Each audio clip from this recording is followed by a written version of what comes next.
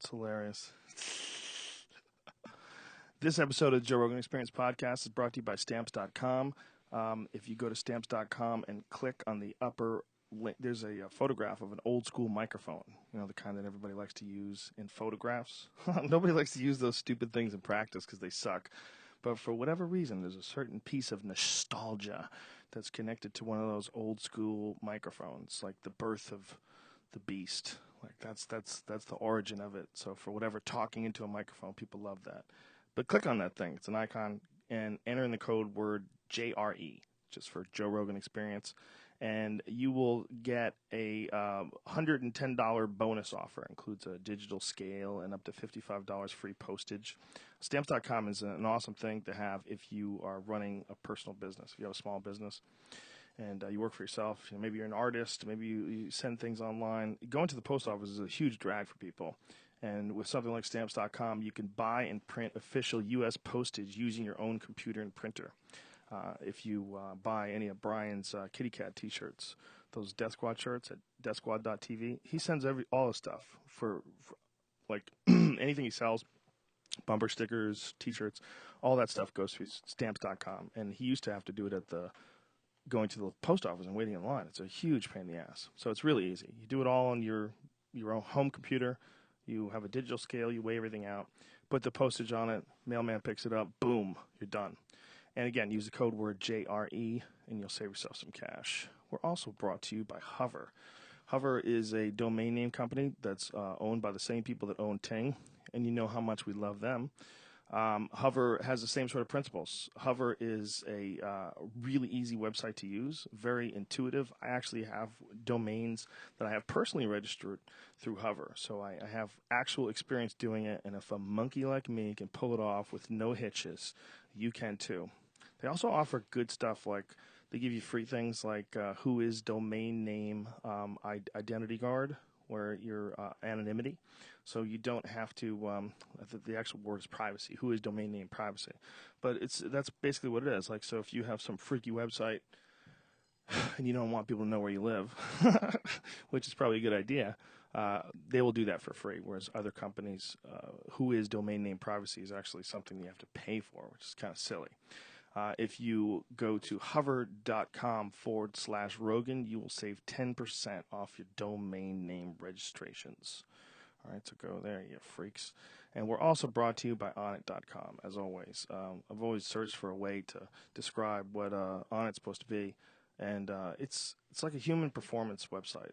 What we sell is all stuff that we find to be beneficial, whether it's for fitness, like kettlebells and battle ropes and weight vests and medicine balls and chin-up bars and all sorts of things that I think are very beneficial for fitness, to get your body in shape to do things, to foods like hemp protein powder and walnut, almond, cashew butter. We try to just sell you a bunch of healthy shit, like whatever hemp protein bars, which are really delicious and nutrient dense. And I think the idea behind the company is just sell shit that you would use, sell shit that you would buy and you would use, and that's essentially what Onnit is. If you use a code named Rogan, you will save 10% off any and all supplements. See how quick I can get through that shit, Jamie? Boom. That was quick. That was like professional. All right, ladies and gentlemen, Graham Hancock is here, and I can't tell you how fucking pumped I am to talk to you, sir. And cue the music. Let's get this party rolling.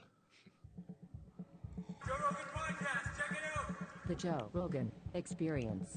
Train by day, Joe Rogan Podcast by night, all day.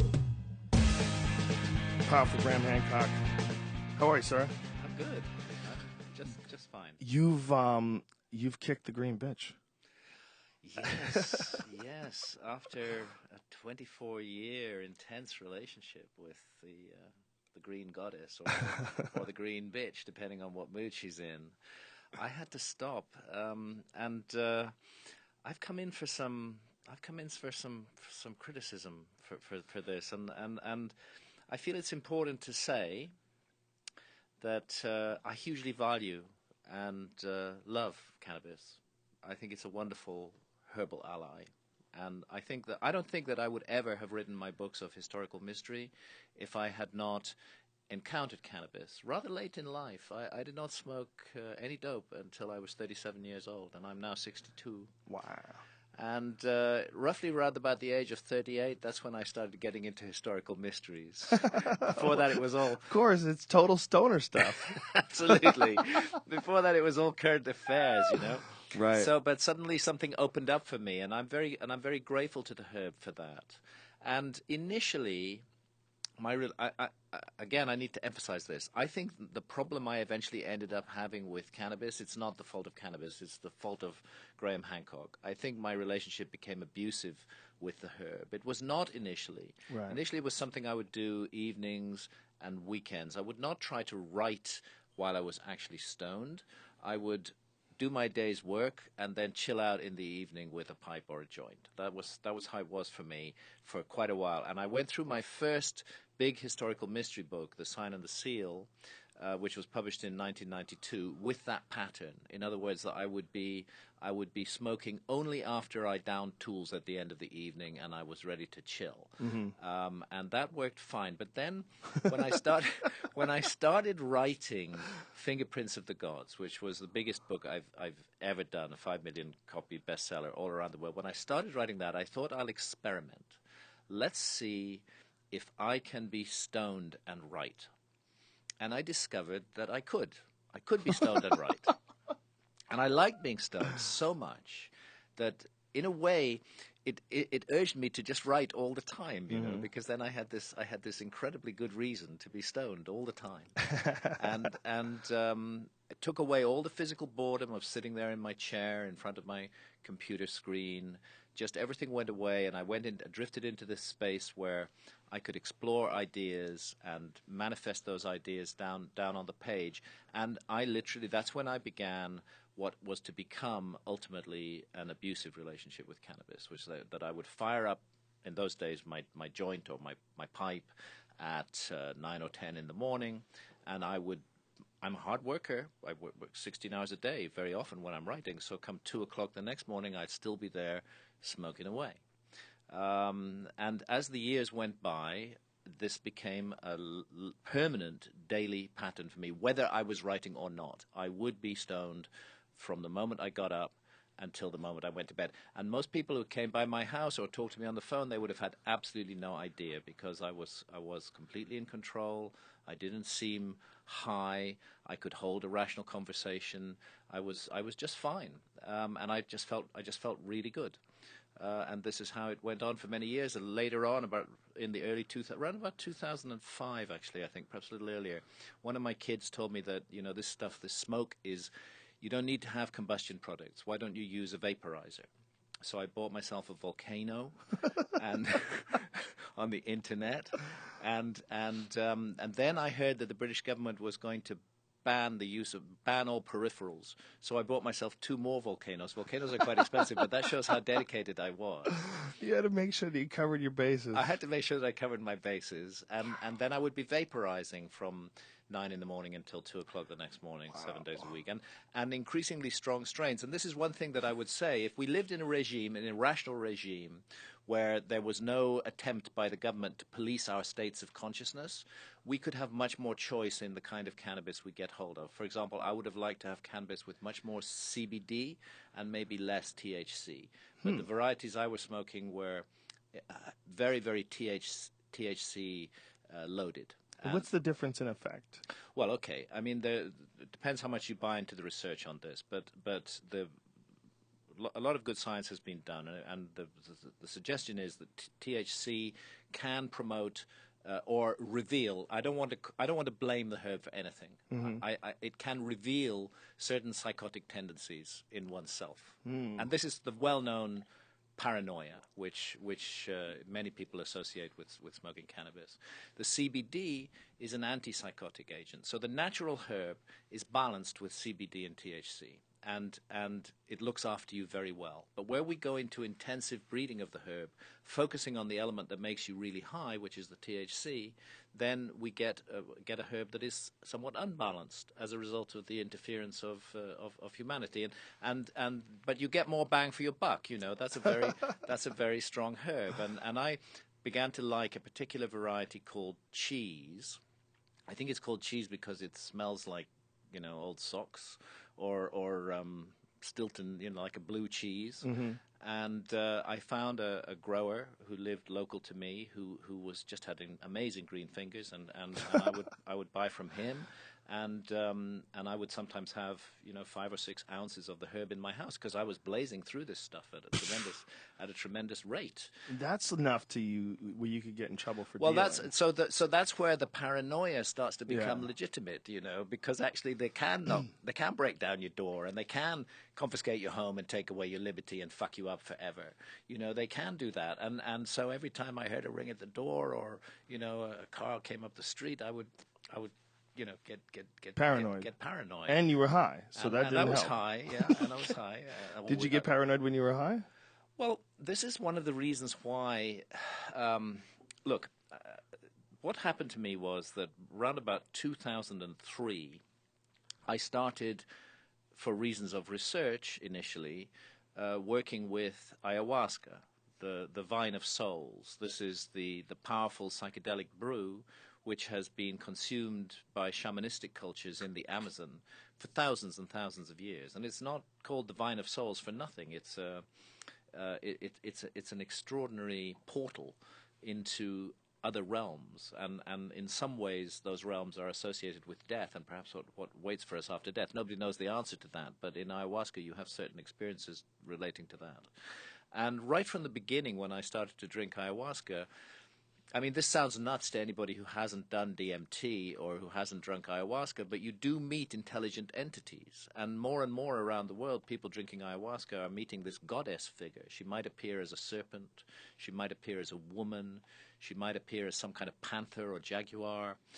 Very powerful, tough love kind of lady who reveals to you the truth about yourself and just says, you fucking deal with it because that's how you are. Right. And what the truth that was revealed to me from quite early on was my relationship with cannabis had got out of balance, and I needed to get it back into balance. And of course, I ignored those messages completely because I was so much in love with my cannabis relationship. In fact, my wife said that really it was like I had a mistress, who I spent all my time with was the cannabis rather than her. And this went on for many, many years. Now, the paranoia aspect, okay, I'm going to bare my heart here, and, I believe in being honest. The paranoia aspect began to affect my relationship with my beloved partner, Santha, who I just love from the bottom of my heart. And she is the best, the most pure-hearted, generous-spirited, loving lady it's possible to imagine. But I started to develop all kinds of suspicions about her, which were completely groundless. I started to imagine all sorts of stuff were going on, and then I started to act towards her as though those suspicions were real. And all of this was also related to my consumption of cannabis. It was not caused by my consumption of cannabis. I think this is a latent aspect of my own personality. It was being revealed by this over abuse of the cannabis herb. Right. And therefore, I was making my beautiful partner's life a misery sometimes. Not every day, but sometimes. And she was patiently putting up with this, but she was suffering. And we went down to Brazil in October 2011. And if I had been told when we got on that plane and went down to Brazil that when I came back 2 weeks later, I would probably never smoke cannabis again, I would have laughed in the face of the person who told me that. But the encounters that I had with the spirit of ayahuasca, whatever that is, I'm willing to accept that there is no spirit of ayahuasca, that it's all something we generate out of our brains. But for me, she manifests as like a goddess. Right. And the encounters I had with that, and I do think she's real. That's just my personal belief system. Right. And those encounters that I had were incredibly powerful. And she took me to a place that was something like hell. And she took me to a place that was something like the judgment scene in the ancient Egyptian religion. Now, the judgment scene is a place where your heart is weighed in the scales against the feather of truth and harmony and cosmic justice. And you do not want your heart to be heavy in those scales. You want to be able to look back on your life and say, I did good. I did not add to the misery in the world. I did something worthwhile with this incredible gift of life that the universe gave me. And everything you've done, every second, every minute of your life is completely transparent. Every thought, every action, everything you did from the moment that you became conscious until the moment of your death is laid out before you, and there's no hiding from it. Like, we're great at creating illusions about our own behavior and persuading ourselves that we're behaving just fine. In the Judgment Hall of Osiris, which is also called the Hall of Ma'at, where this scene takes place, all of that stripped away, and you confront the truth. And I was put there, and I confronted the truth about myself, and I saw the way that I was behaving towards my partner, and I was shown that this had to stop. Otherwise, I was going to pay a huge price for it.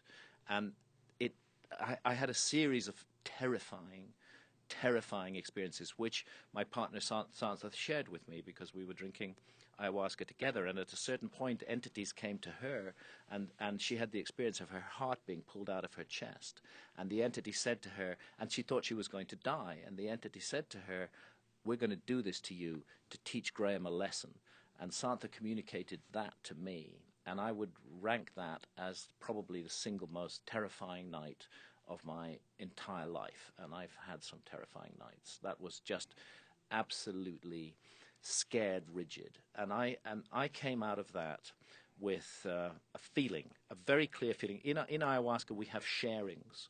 The next day after you've drunk the brew, you share with the rest of the group who you've drunk with the experiences you had the night before, as much as you want to share.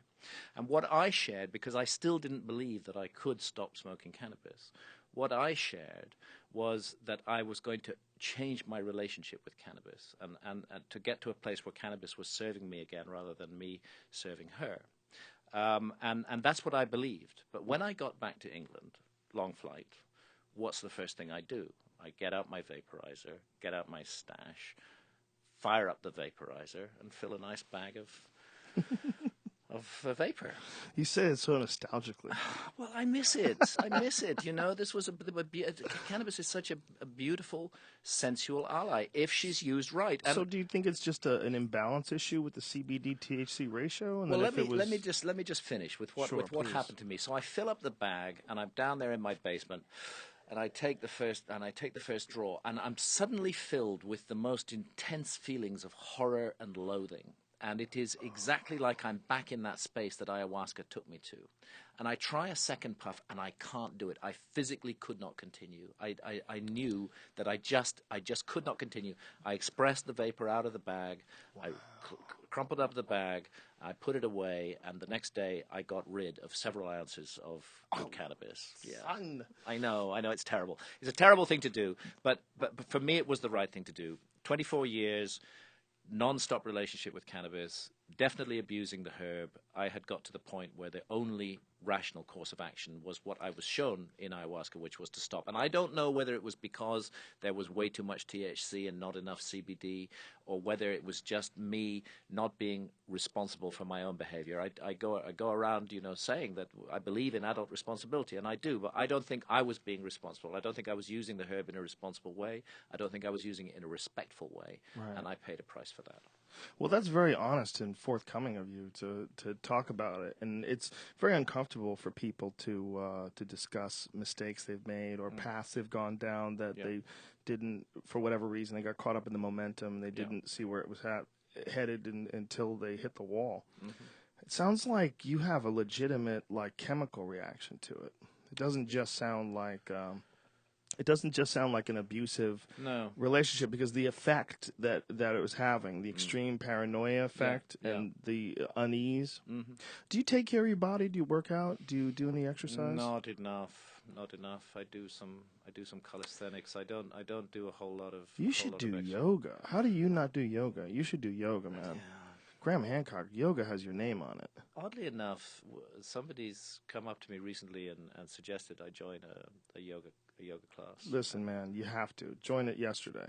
Okay. For real. Yeah. It's for a guy like you, because it's a way to get high without doing any drugs. Mm-hmm. There's only one time in my whole life I did it, but I got so high after a yoga session that it was like I just smoked weed. Like I felt exactly like I just smoked a lot of weed. And I was sitting there in a hotel room and I was like, this is incredible. Like I would swear I'm high as fuck right now. Right. I hadn't smoked in days. Okay. And it gives you, it's a reset. It gives you a reset. It gives you to me, it gets rid of the excess and balances things out. Like you can. The reason why people have road rage and they're reacting so strongly to nothing. What a guy got in front of you, and it's going to take you 3 extra seconds to get where you're going. And you go crazy. And fuck you, and fucking. That is not him, and that is not this. The guy, yes, maybe he shouldn't have done that, but does it even bother you? Does it mean anything? Massive overreaction. People make mistakes. The guy got in front of you. What's the big deal? It's built up. It's built up, and there's imbalance. Right. There's energy imbalances in people, and Yes. we're stuck in cubicles or doing jobs that we don't appreciate, and people blow up. And the best way to avoid that kind of stuff, to me, is yoga. Yeah. Well, but what about all the stretching and the the joint, like my knees and my hips? I've had my hip replaced 6 weeks ago. Oh my God! 6 weeks ago? Yeah, 6 weeks ago. You're walking around like you're fine. Yeah, 6 weeks ago I was in hospital. I got a massive scar down the outside of my right thigh. They went in there and replaced my hip. But I guess one could start gently and just sort of build up. Now, you would have to talk to an expert about that, because I don't know what physical limitations. Yeah, apparently none. Now the surgery's gone well, and I'm all set. So they told you could go running? I can go running, I can go swimming, I can do anything, Wow, that's incredible. Yeah. That's incredible. And it's a serious operation. It's a serious operation. I know it's a serious operation because I opted to stay awake during it. Oh, my God. Well, I'm a writer, I have to have stuff to write about. Oh, that's hilarious. And did you so tell them that? Yeah, I did, yeah. And so what they do is they give you a spinal. So it's an epidural. It's a bit like an epidural that women get when they're giving birth. Right. It's slightly different, but that's basically what it is. And that freezes the lower half of your body. You use the use of your legs. You're paralyzed, and there's no pain whatsoever. But then, because they regard the operation as the surgery as a kind of scary procedure, they then give you a massive dose of sedatives, and you kind of go off into dreamland. So I declined those. And they wouldn't actually let me look. They put some kind of curtain device between my face and my hip. But I heard the sawing. Oh, my And then Jesus. I heard the hammering. Oh, my And I felt like a piece of furniture on a carpenter's bench, It was and I heard them talking. It was interesting. It was an interesting experience. But then very nice to come out of it, be fully awake afterwards, and gradually the feeling comes back to your legs. And I spent 4 days in hospital. And initially, I thought it was going to be very tough. And I thought I'd be on sticks for a long time, but I did the physio, and I just carried on working at it, and I'm okay. I stayed awake for my first knee surgery. Right. And while the guy was working, it was really weird because I was like half in it and half out of it. Yeah. And he was, he was just a guy that was like tired of being a doctor, or like really wasn't into people or whatever it was. I mean, he fixed my knee. It's still fixed to this day. It's a patella tendon graft where they take a slice of your patella and they open you up and take a piece of bone out of your shin and a piece of bone out of your kneecap, and they use that to replace your anterior cruciate ligament. Right. And he puts it in there and like moves my leg around and goes, well, better than it was. That's what he said. That's what he said. Like I was awake. Right. Like I don't know if he just forgot I was awake or thought I wouldn't remember. Yeah. But I remember him moving around like, well, better than it was. like that's it. Not we've got it done. Yeah. A beautiful job. This young man will be up and walking in no time. Just better than it was. That's the limit of his ambition. His attitude was just like he didn't give a fuck. And I remember visiting him to get it looked at, after, he would want a checkup to see how it was months later. The guy just didn't like people. You could tell. He had this thing. It was just done. Done. There was no bedside manner. It was he was courteous. He wasn't yelling at you or anything, but it was just. You were just another piece of meat on the table. Yeah. It's weird to watch, though, isn't it? Your body getting operated on. It's a very strange experience to undergo. Yeah.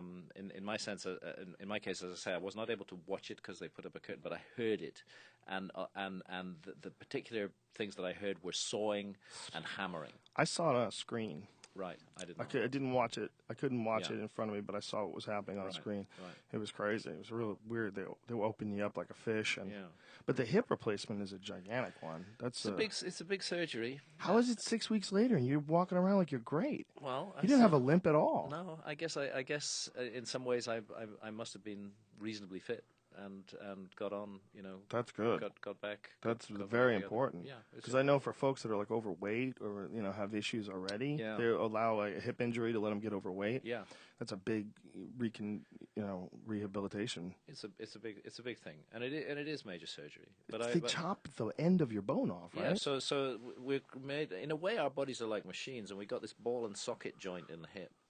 and so the ball is on the end of the long bone, the femur, I think it is, and they chop that off. That comes off, okay, and then the socket. In my case, there were cysts in the socket, which were hollow spaces that had come in there because of the ball joint was out of kilter and it was rubbing in the wrong way, and this is why I was in severe pain for a year before this happened. Wow. And so they put in what they do is they put in a titanium unit there where the socket is, and they put a titanium shaft that they hammer down into the bone. Oh. But then on the top of the titanium is ceramic. So the actual bearings, both the titanium socket is lined with ceramic, and the bearing that moves around in it that sits on top of the titanium shaft, that's also ceramic. So there's no metal rubbing against metal, which has caused problems in the past. People get fragments of metal into their bloodstream and so on. Ceramic on ceramic bearings.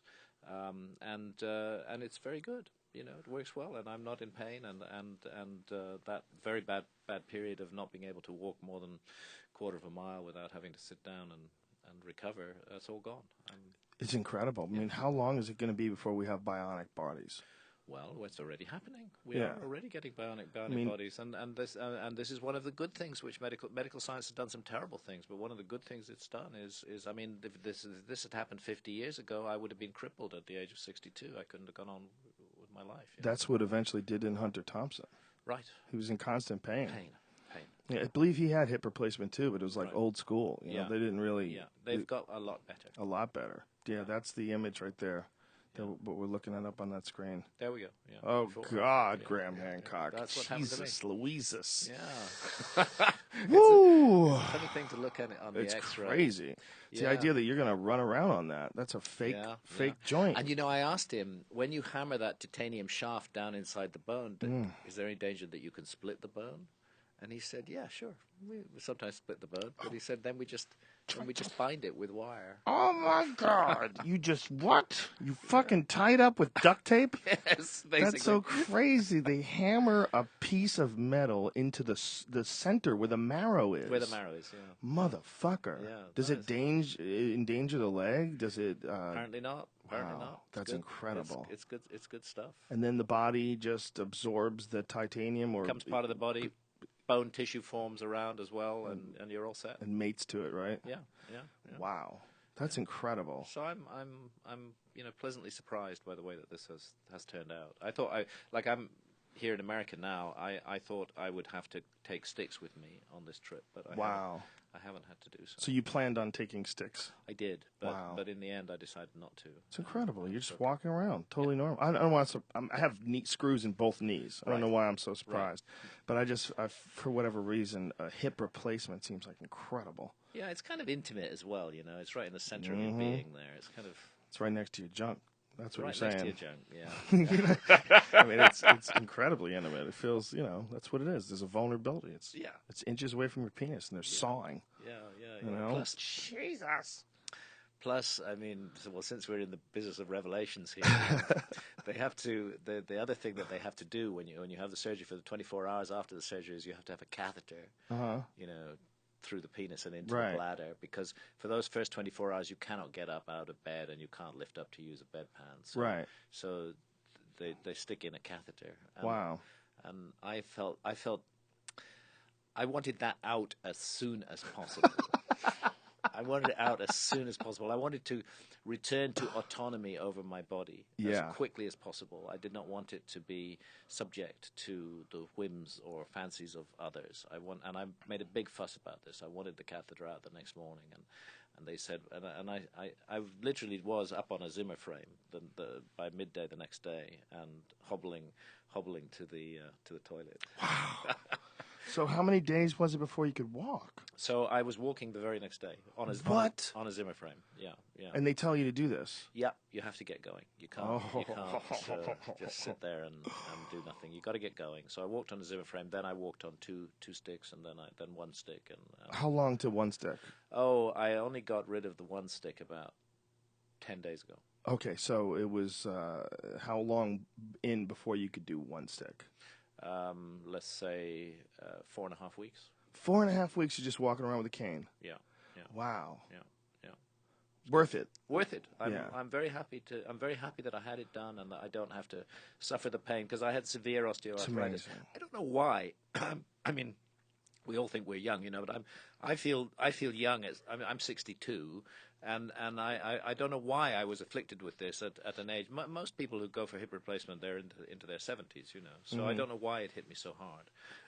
I like the line from Raiders of the Lost Ark, where Indiana Jones is all beat up, sitting in the ship's cabin, and in some cabin, and the lady with him comments on his appearance, and he says, "It's not the years, it's the mileage."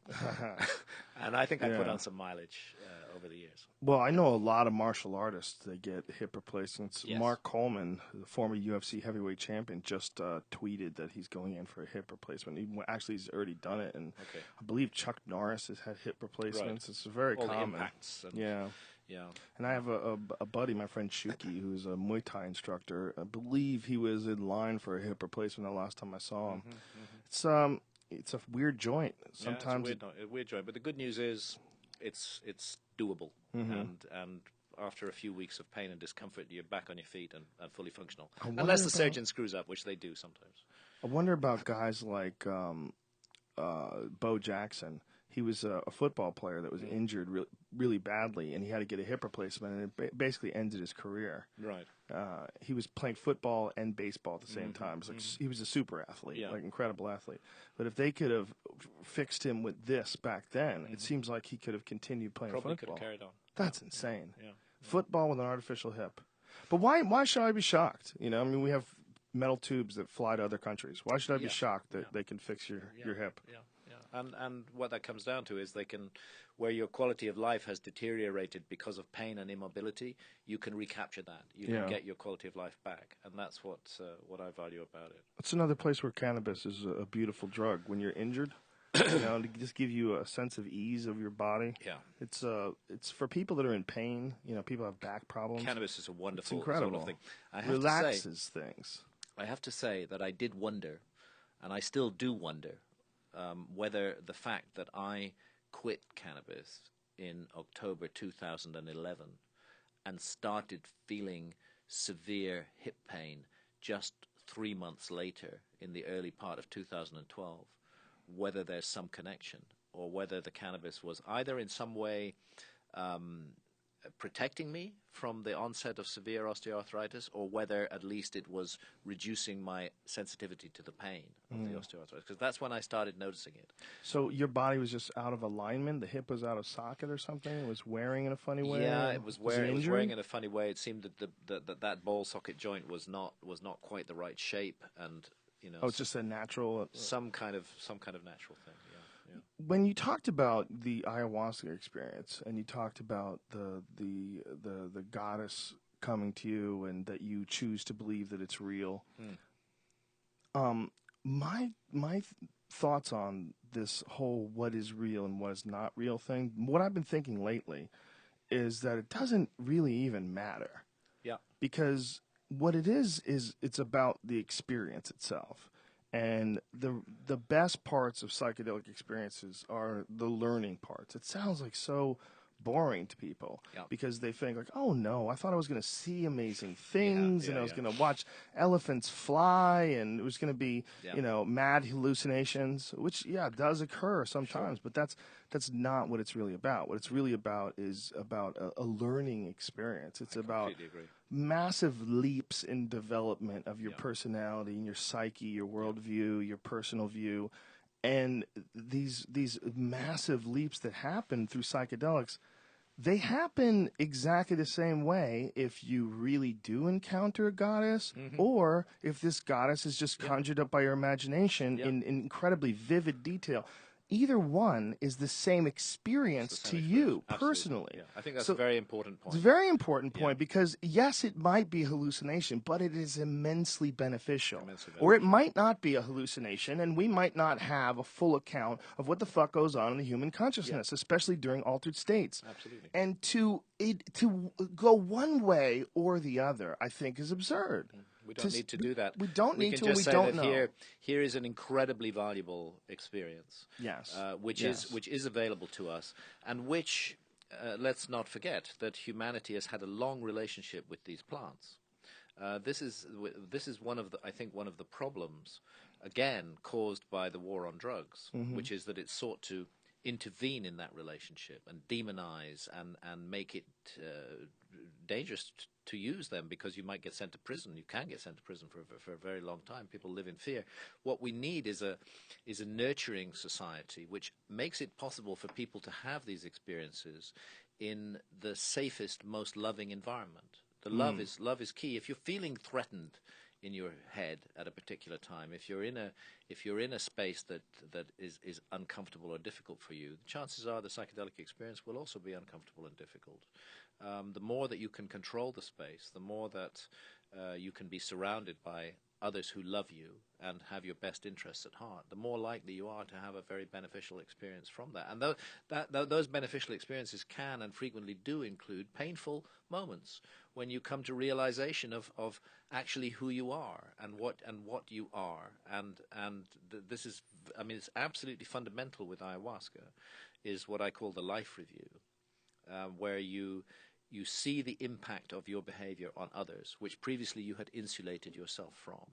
And when you see the pain you'd caused, you might have felt perfectly justified at the time. When you see it, and you see it with that clarity, it makes you strongly motivated not to do that again. Yeah. So it's a very important learning experience. They call them plant teachers. They call them teachers in the Amazon. That aspect, that learning from your past mistake aspects, exists in a lot of psychedelics. It's a core factor of psychedelics. I would say it's a core factor of all psychedelics. And I always felt like it's really ironic that law enforcement works against psychedelics, because nothing would benefit law enforcement more than psychedelics. Absolutely. If psychedelics were legal, there'd be so many less crimes. So many less crimes. First of all, the drug crimes would be out the door, and then it would be a matter of how many people are on mushrooms are going to rob your house. How about zero? Exactly. You know, I mean, they would ask you for food if they were that starving. Yeah. I just think that we have this incredible ally that our culture, our society, we have this amazing plant thing that we've discovered in several different forms. Yeah. And we've made all of them outside of our reach. We've put all of them outside legal reach, which is insane. It's insane. Yeah, it makes you wonder what's going on. I mean, why is society on this self-destructive trip right now? They're ignorant. It's essentially, I believe, and it sounds crazy, but I believe this. I believe that psychedelics are here for human beings to move to the next level of consciousness, and they can elevate us away from our warlike ways. I'm with you on that. I think it's the only thing. The only thing. I don't think ideology, morality shifts with understanding, with the exchange of information. I think morality escalates slowly but surely all throughout culture, and eventually we may get to a term or a time in the future where we're not warlike at all. Yeah. But the best way to do that is through psychedelics. Psychedelics can help, And the people who are involved in the running of things most likely are ignorant to the experience.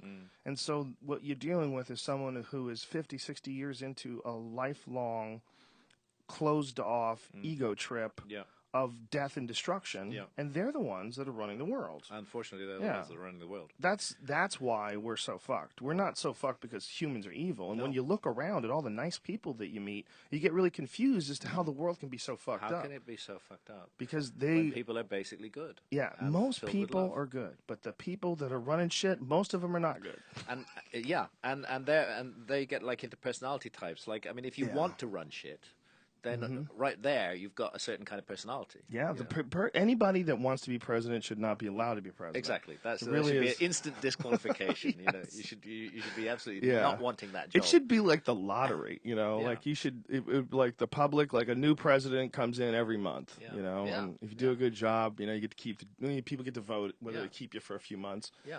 And it's just a person. Just you have random qualifications as far as education, as far as your background. Not some power-hungry egomaniac who wants to push you around, which is unfortunately the case. And the old boy network, the thing that comes into place when these guys, they're cronies, and they all help each other out and hook each other up and communicate with each other. And then there's lobbyists and special interest groups. Yeah. And they all want to make sure that this keeps going, so they make sure that the laws continue to stay on the books, that allow them to do all the stupidity, especially when, like, Congress can't be guilty of insider trading. Right. Have you seen that? I didn't see that. No. Oh, let me Google that because I want to make sure that I'm correct. Congress not guilty of insider trading. I think you can't accuse them of insider trading. Oh dear. Yeah, oh dear is the right way to say that. Let me Google that to make sure that that's true. Congress. So basically, they get immunity. Yeah. Hold on. I wrote it the wrong. Can't be guilty. Immune to insider trading? Let's try immune. Yeah, there's something. I'm looking at some articles on this here. Well, politicians are always cutting themselves all the slack there is, you know. That is exactly what it is. Congress believes they're immune to insider trading laws, and there are legal professors that are debating them. And the legal analysis by law professor Donna Nagley of the Indiana University suggests that members of Congress may not be immune to insider trading laws after all. Apparently there's a 60 Minutes piece where they went on about this. So it's one of those legal things where apparently there's probably you have to go over it with a fine-tooth comb and then find out what exactly how it's written. It's all craziness. Bunch of corrupt bastards. Crazy fucks. You know, that's it. That's it. They want to do that job because they like controlling other people. But just the fact that they could say that they don't want to be prosecuted for insider trading, it's like, why is that? How much are you doing? How much insider? Guess what? You can come to me all day and you say, hey, Joe, do you think that insider trading should be illegal? And I'll say yes. Yeah. And if I do insider trading, prosecute me. Yeah. But if I'm coming out saying, I don't want you to prosecute me for insider trading. You definitely got something to hide. Yeah, you got to be like, what the fuck are you doing, man? Yeah. That's why you wanted to be a congressman, so you can just Most profit off unfortunate. of the stock market, you creep. So I thought, and I've made this proposal several times, that what I would like to see is anybody running for high office, they first right off they got to do 10 ayahuasca sessions. It's a great idea. You know, that's it. That's the first hurdle. They got to do that. They got to go through it, and we'll see how they feel afterwards. Could be 10, strong mushroom sessions. That would be just as good. But they got to be able to do that. You know what's really crazy? The solution exists to a better world. It exists. It exists right here. It's not like imagine if some benevolent race from another planet came down here and gifted us with some space fruit. And if we eat the space fruit, we'll see ourselves for who we truly are, and we'll recognize our concept potential. Which many people hold, they're letting go of their responsibility for their own lives. Yes. But if you told people that you would go, wow, that would be great, but it's science fiction. Yeah. Well, the exact thing exists with ayahuasca, with psychedelic mushrooms. That's true. It exists. Yeah. And for whatever reason, discussing it is a very controversial thing. Very controversial. It's very controversial. Like I've had producers ask me why are you talking about TV shows that I'm working on? Why are you talking about illegal drugs? I'm like, I've been asked to stay away from those subjects. Of course, by producers. Don't talk. You're gonna fuck up this whole thing. Yeah. This ancient archaeology. I think you're onto something, Graham. I think you've done some good work. But leave the mushrooms out, buddy. Exactly. Come on. I've had that conversation. Come on, Graham. You don't need the mushrooms. We're making some money over here, Graham. Yeah, it exists. And I think that was part of the problem with my TED Talk, too. Yeah. We could live in a Narnia world. We could live in a world like Avatar. If everybody was doing ayahuasca, we could pull this world together with a rapid quickness. Yeah. If they just broke out ayahuasca ceremonies all over the globe, if it became the next big thing, sort of like cell phones. Yeah. Everybody's got ayahuasca ceremonies on every corner. Yeah. You could change the whole world within our lifetime in an astounding, loving way where people would abandon so many of their ideas about business and so many of their ideas about controlling resources and killing people. And the amazing thing is that it is actually happening. It is actually happening, admittedly on a small scale. But for me, this is one of the mysteries of ayahuasca at a time when the Amazon jungle is under such terrible threat. That out of the jungle emerge these two plants, one of which is a vine, which then begins to spread her tentacles all around the planet and to call out to people. And people are drawn to ayahuasca. I can't tell you how often I get asked, where do I go for a good ayahuasca ceremony where I know I can trust the shaman? Again, it's happening everywhere. It's happening in Japan. It's happening in America. It's happening in Germany. It's happening all over the world. And so you get a small but growing group of initiates who have had this shared experience, and we kind of know each other when we meet. And the initiates that have had this experience are talking about it, and more are coming. Exactly. It's building and building, and the ayahuasca tourism in South America is gigantic now. So it's really it's we need is gigantic. And a number of times I stand up and I'm giving a presentation somewhere, and I'm talking about ayahuasca, and then somebody stands up in the audience and says, "Don't you realize that by promoting ayahuasca, you're leading to the depletion of the rainforest?" Quite the opposite is the case. What's happened with ayahuasca is that ayahuasca is being massively planted in the rainforest now because of ayahuasca tourism. Ayahuasca tourism is a really good thing for ayahuasca. It's not causing any depletion, and ayahuasca can be grown in many different parts of the world, and it is being grown. That's the vine. It's a fascinating subject. The fact that something does exist to give you that experience. Yeah. I've always said about the DMT experience that, like, if you could just show someone like what you see, without taking it, if you could just show someone, they would want to do it. They would want to go, wait a minute, and it doesn't hurt you? Like, no, it doesn't hurt you. You're not going to get hurt. But most people probably shouldn't do it, though. That's what I think. Also, Well, I think we even need if baby steps. Yeah, if we lived in that ideal world where we as adults had the right to make sovereign decisions about our own consciousness, I think most people wouldn't choose to do it. Yeah, I think you're right. Well, if you look at how it is in Holland, Yeah. where marijuana is essentially legal, and nobody, they look down upon people that get high all the time, and they also look down upon hard drugs because of the fact that you can get most things. They understand with great clarity what's dangerous and what's not dangerous, and people are always going to make bad mistakes. That's it. You just have to treat people as adults, and you have to understand that some people will make mistakes, and there will be problems. But that should not be an obstacle to what has to be a fundamental freedom. But what about allowing people into your community that sell them? Allowing people in your community of friends and neighbors that profit off of the addiction of others? Because there's certain drugs like meth. I agree. Like, I'm not saying that meth should be illegal. Like, I don't know whether or not.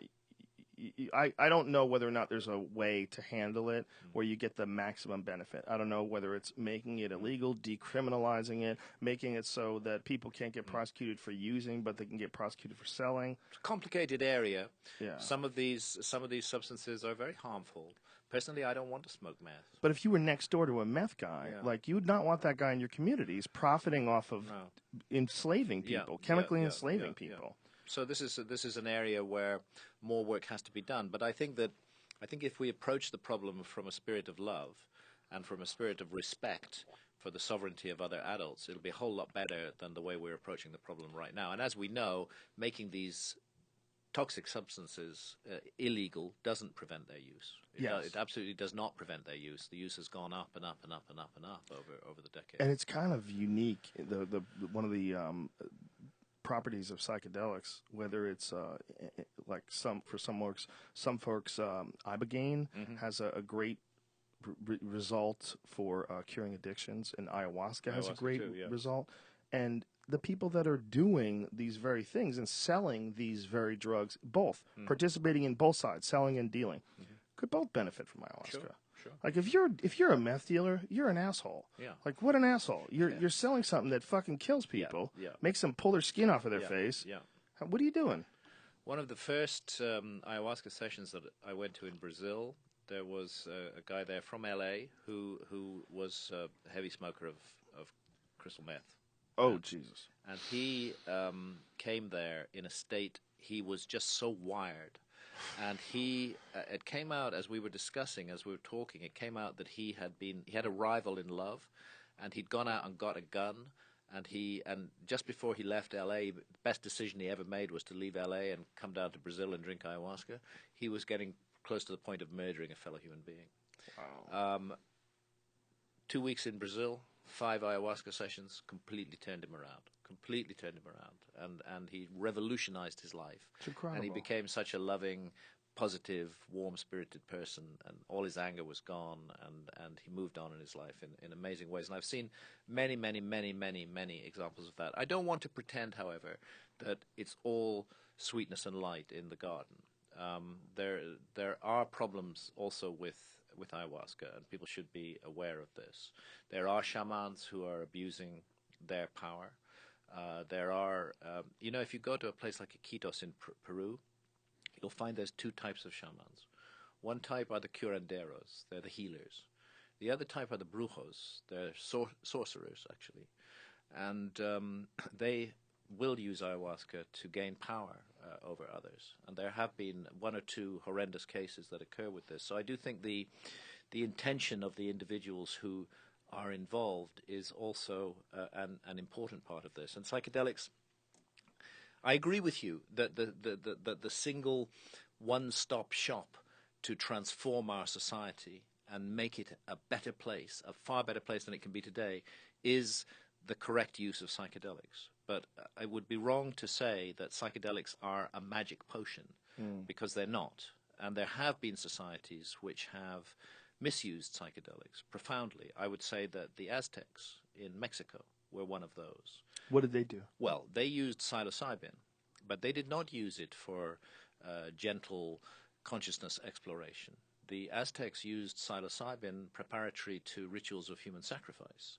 The Aztecs used psilocybin as a vehicle to communicate with their deities, and those deities included characters like Huitzilopochtli, who was the war god, who spoke to Montezuma, was the last Aztec emperor, and that's 1519.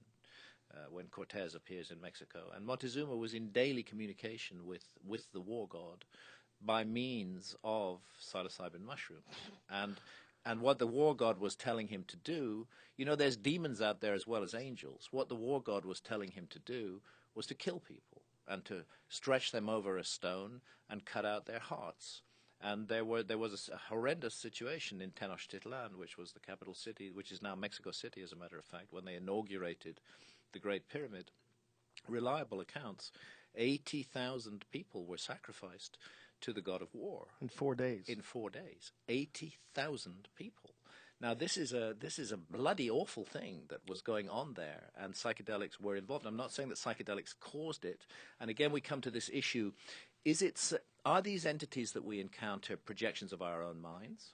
Or is there some other realm or level of existence where non-physical entities that communicate with us at the level of consciousness exist?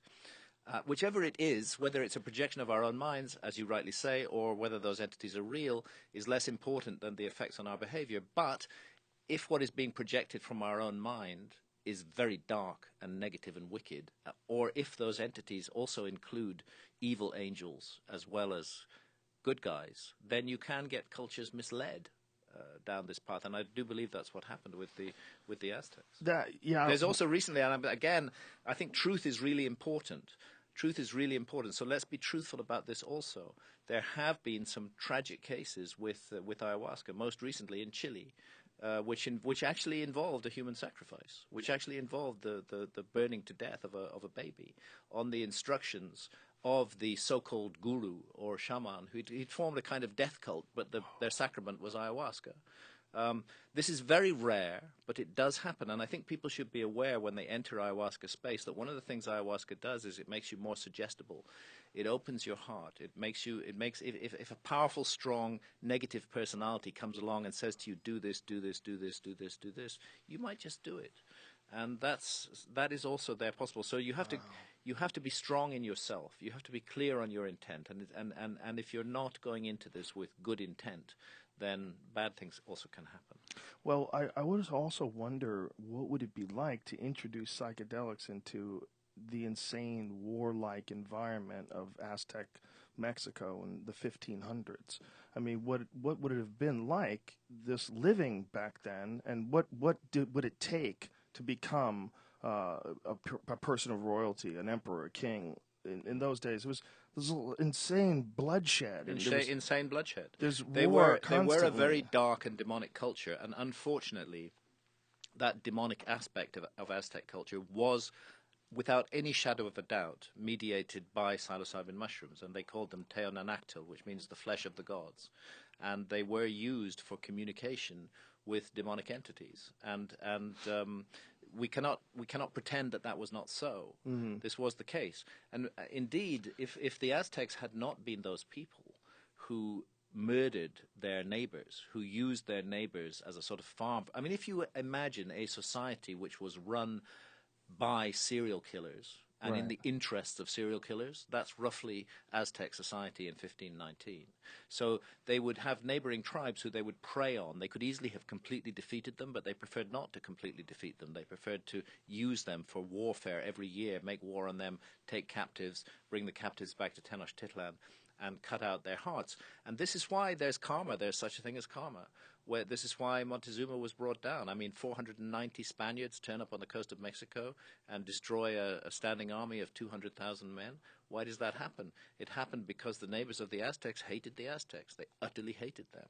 And they were looking for liberation from that horror that was being inflicted on them. Isn't that a better, isn't that I shouldn't say a better, but isn't a possibility that what you're dealing with is a bunch of sociopaths and a bunch of crazy people, and if you introduce psilocybin into their system in this insane warlike world, that what you're conjuring up is their imagination. Yeah. And it is the inner, the desire to manifest these things that would ask them to do horrible things. Yeah. This is a core behavior pattern in human beings when they get in control of armies. Yes, yeah, it is. Yeah. Absolute, complete, total ruthlessness. Barbaric behavior is not only is it beneficial, but it's necessary. It's applauded. Yeah, it's applauded. And it's necessary. And it wins you medals. And if you don't do it, someone around you is going to do it, so you have to do it. Yeah. There's There's the interesting question right there. I mean, we have armies now in the world today, which are going out doing murderous stuff. Right. And so the question is, if we were to be in such a position that we could massively introduce psychedelics into those armies, would it actually make them worse or better? I'm not sure what the answer is. I'm not sure what. It's very honest of you to not be sure, and that is I think there's no way to be sure. We know that the Vikings they berserkered on mushrooms. They were using Was it Amanita muscaria they took? Muscaria, Yeah. I never had much luck with that. Me neither. Yeah, that's what I hear from a lot of people. Me neither. So Felt weird. If you want to have luck with it, you've got to pass it through urine. You've got to pass it through a reindeer or through the bladder of a shaman. Yeah. Then it'll work. Oh, how convenient! You have to drink shaman piss. Yes. Yeah, that's the thing that they always say. You have to recycle your urine. I'm like, it's as though the body functions as a filter. Yeah. And it removes certain impurities, which then allow the good stuff to remain, and that comes through in urine. And apparently, you can pass it through 7 human bodies. It doesn't lose. Hey, easy.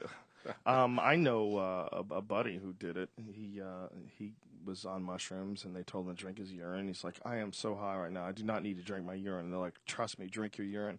And he said he drank his urine. It was like just getting shot through a cyclone. Right. Boom! He said the whole thing just took some incredible path. Yeah.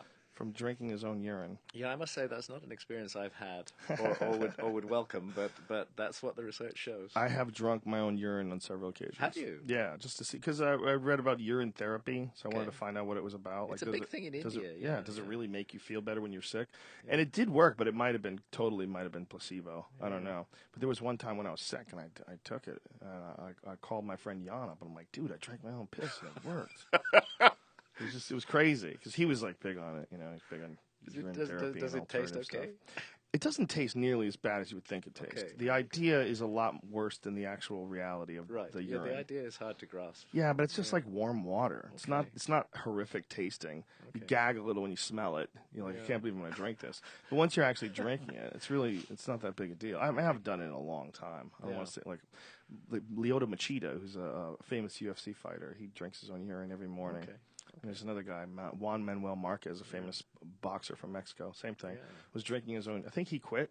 He gave up. If you're going to do that, you might as well have some Amanita muscaria in there. Yeah, you might as well. And even then, yeah.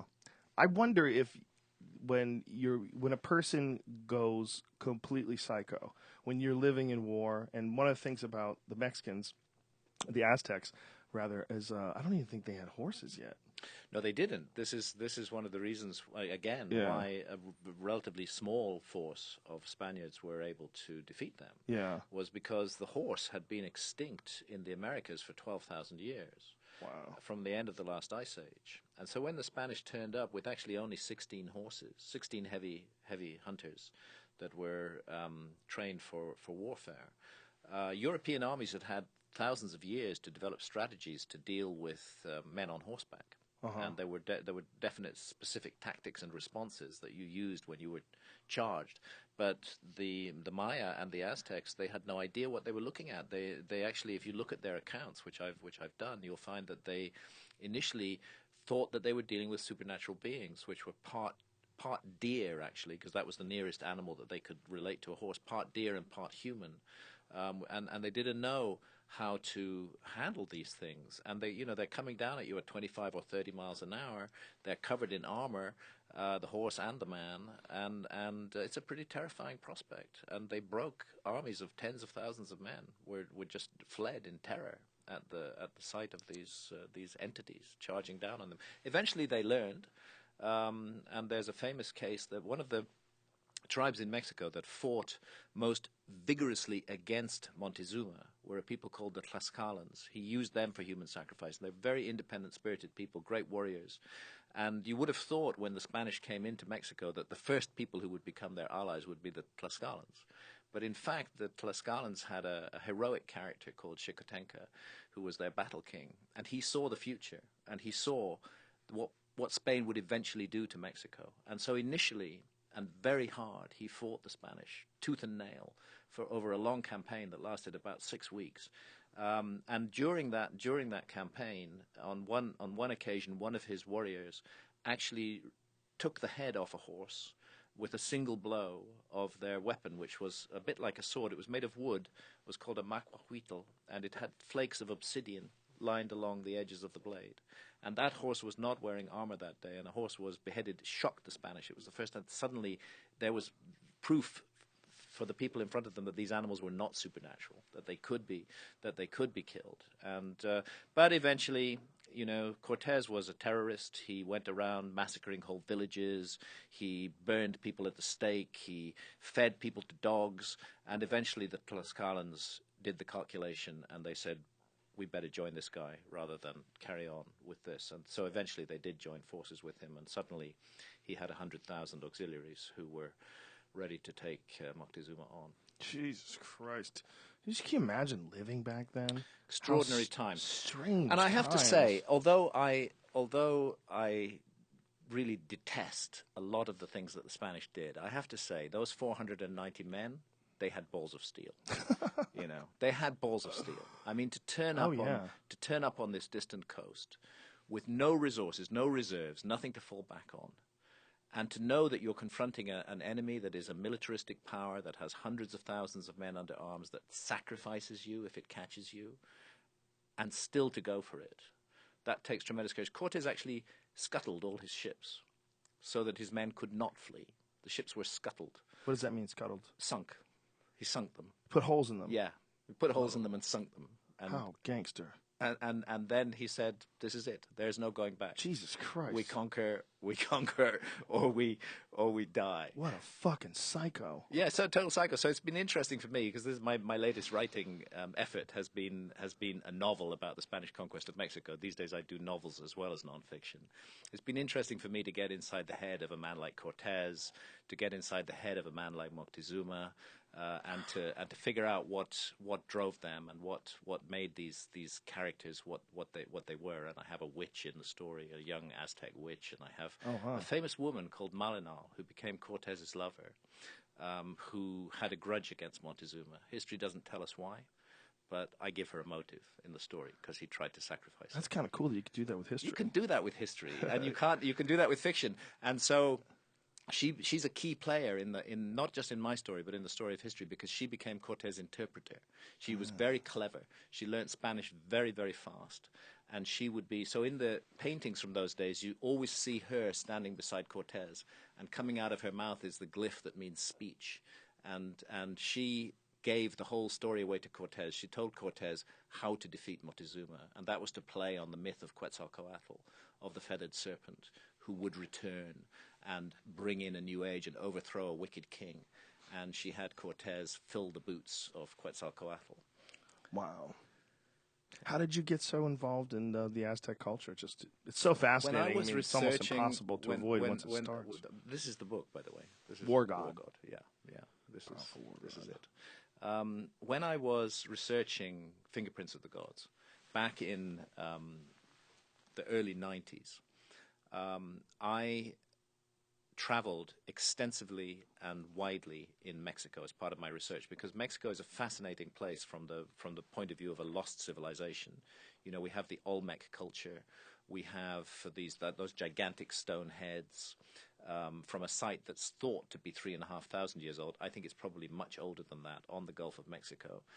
Heads in the form of African heads, which is very puzzling and weird, but also images of people with very strongly Caucasian features, with massive beards, and definitely not American Indian faces. And there they are. So I was wondering, are these the remnants of some lost civilization? Because history does not explain how individuals with that appearance ever turned up in Mexico. And I inadvertently, as I was researching Fingerprints of the Gods in Mexico, I inadvertently traveled the route of Cortez. And I found myself again and again crossing the path that Cortez had taken from the Gulf of Mexico up to what is now Mexico City. And I began to realize there was a fascinating story to tell here, and a story that had never been properly told. And I used the accounts of some of the conquistadors, men like Bernal Diaz, who give us eyewitness accounts of Aztec society.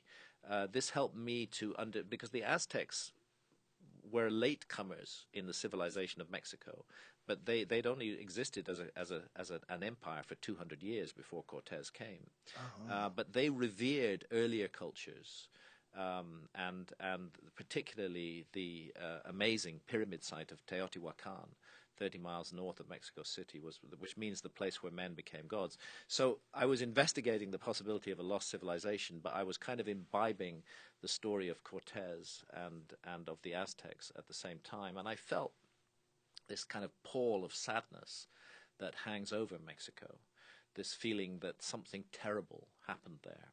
Really? And what's at the heart of my story, without giving too much of it away, is this notion of demonic influence. That Montezuma, and I accept it could be projection of the individual's mind because he's just a particularly wicked, evil individual, or it could be that there are real demons out there.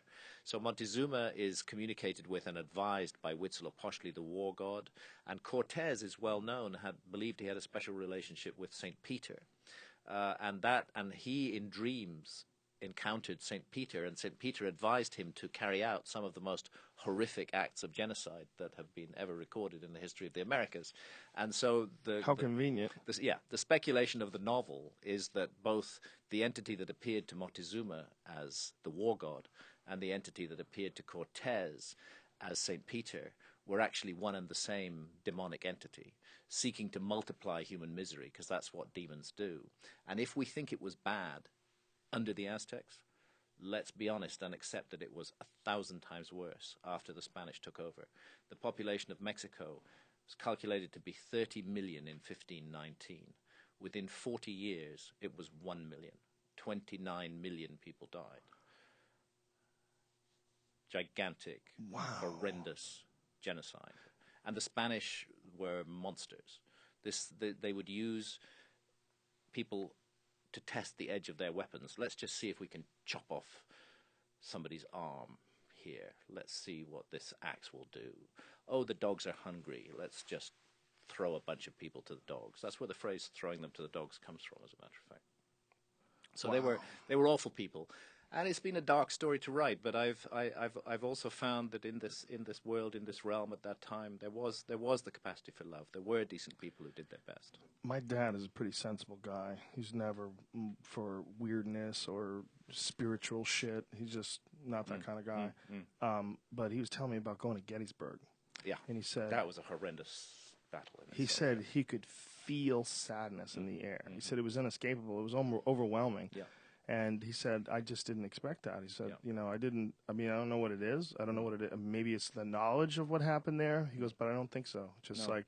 he goes, it was like it was in the air. Permeates the atmosphere. And you felt that? I felt that very strongly, that there was this terrible high? sadness hanging over Mexico. I was always high.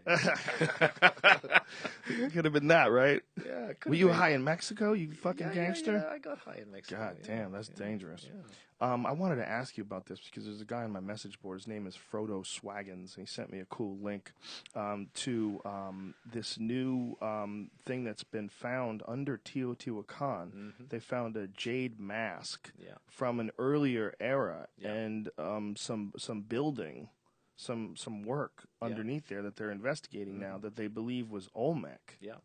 Doesn't surprise me at all. I think we're going to find that Teotihuacan actually goes way back, not just to the beginnings of the historical epoch, but far deep into prehistory. And the Olmec, the so-called Olmecs of Central America, may go back 10, 12,000 years. They may not be. I don't think we should just limit them to the last 3,500 years. So. This is the case with many of these sites. It's the same, by the way, if you go to Chichen Itza. If you can get inside the pyramid of Kukulkan, Chichen Itza, and Kukulkan is just another name for Quetzalcoatl, you'll find that it's built on top of another pyramid, which is inside it, an older pyramid, and preserved completely inside it. And you can even get inside that older pyramid. And I think it's the case all over the world that sites have been built on top of older sites, reincarnated in a way. So there was an ancient sacred place, and later cultures came along and honored it and built new monuments on top of it. But the mistake the archaeologists make is that the origins of the site are the later culture, and they don't take account of the earlier culture. Well, that was one of the things that John Anthony West was suggesting about Egypt when he showed the very different construction methods that coincidentally are below the ground. Yes. Like you have to dig out the sand to pull these things up, and lo and behold, they look different. Yeah, and that's like the Osirion in Abydos in Upper Egypt, which is 50 or 60 feet lower than the Temple of Seti I, and was actually covered with 50 feet of sedimentation until archaeologists dug it out. But they still insist on giving it to Seti I. You know, It's a fascinating thing, the denialism that's involved in Egyptology. It is. That Zawi Hawass dude is a trip just to watch him talk about things. You're like, how are you in control of how this thing gets labeled or discovered or researched? It's an extraordinary thing, Zahi's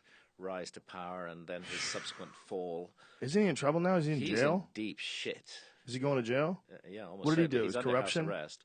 No. His main thing was that he was closely associated with the Mubarak family, particularly with Susan Mubarak, the wife of the deposed president Hosni Mubarak, and they protected him so he could do whatever he liked while Mubarak was running Egypt, and therefore he was one of the closest to Mubarak in the Egyptian regime. So when Mubarak fell and a whole new system came into play in Egypt, Zahi was one of the first to go.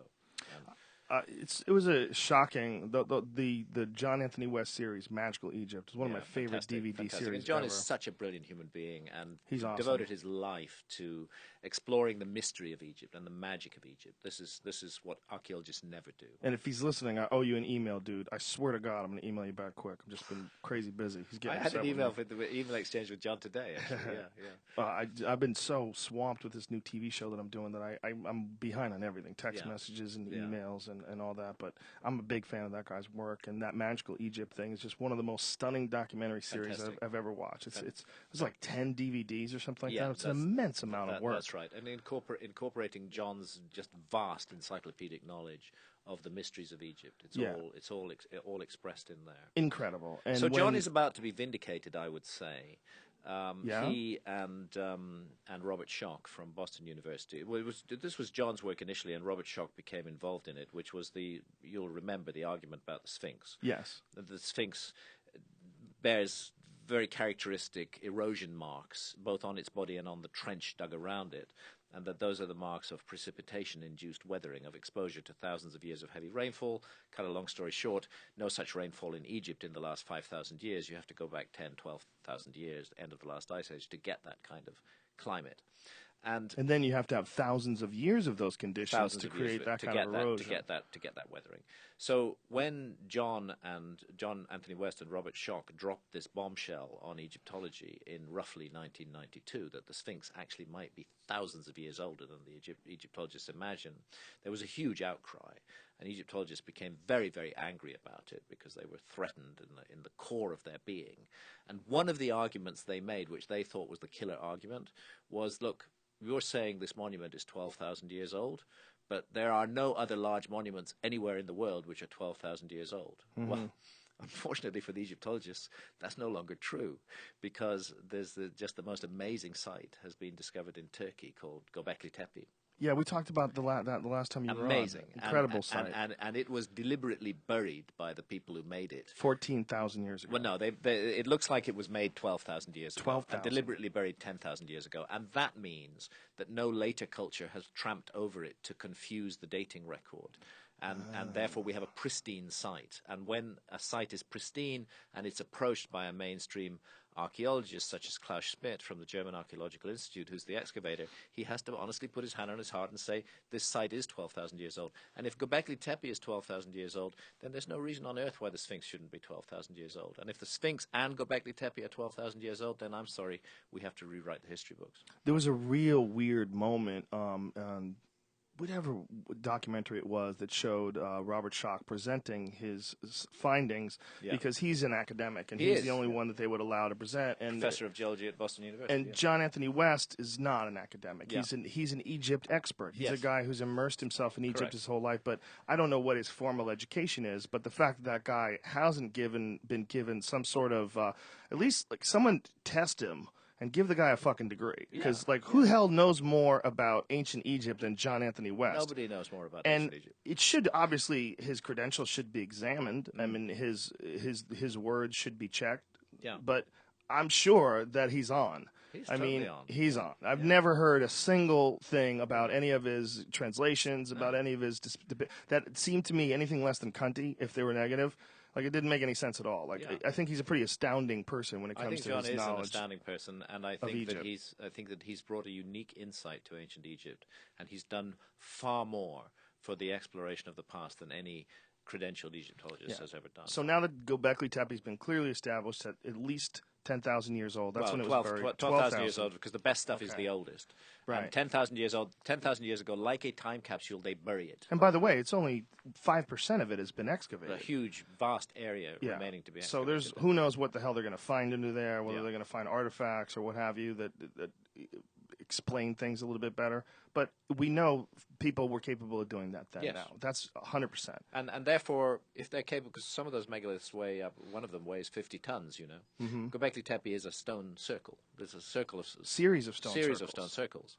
And therefore, we're looking at a culture that 12,000 years ago was already capable of doing that. In other words, we can't say that they just made that up overnight. Right. There has to be a long background to that got them to the point where they could do that. And that is why Göbekli Tepe is the single most important archaeological site in the world, because it could not have appeared by magic. It had to be the result of a culture which had figured out how to work with large and heavy blocks of stone and to quarry them and carve them and move them around. And that our ancestors are supposed to have been hunter-gatherers, you know, living in small groups without any large-scale organization. And Göbekli Tepe gives the lie to that.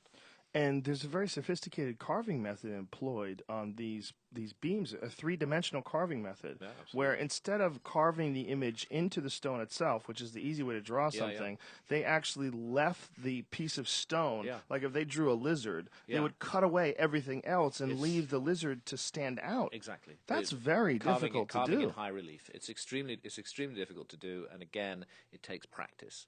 It takes a culture that's worked on that. So we have to say there's a background to this which goes thousands of years earlier than the site that we found. And as more excavation is done, I believe more and more of that is going to come out. So one of my favorite quotes of yours is that we're a civilization with amnesia. A species with amnesia. Species with amnesia. Yeah.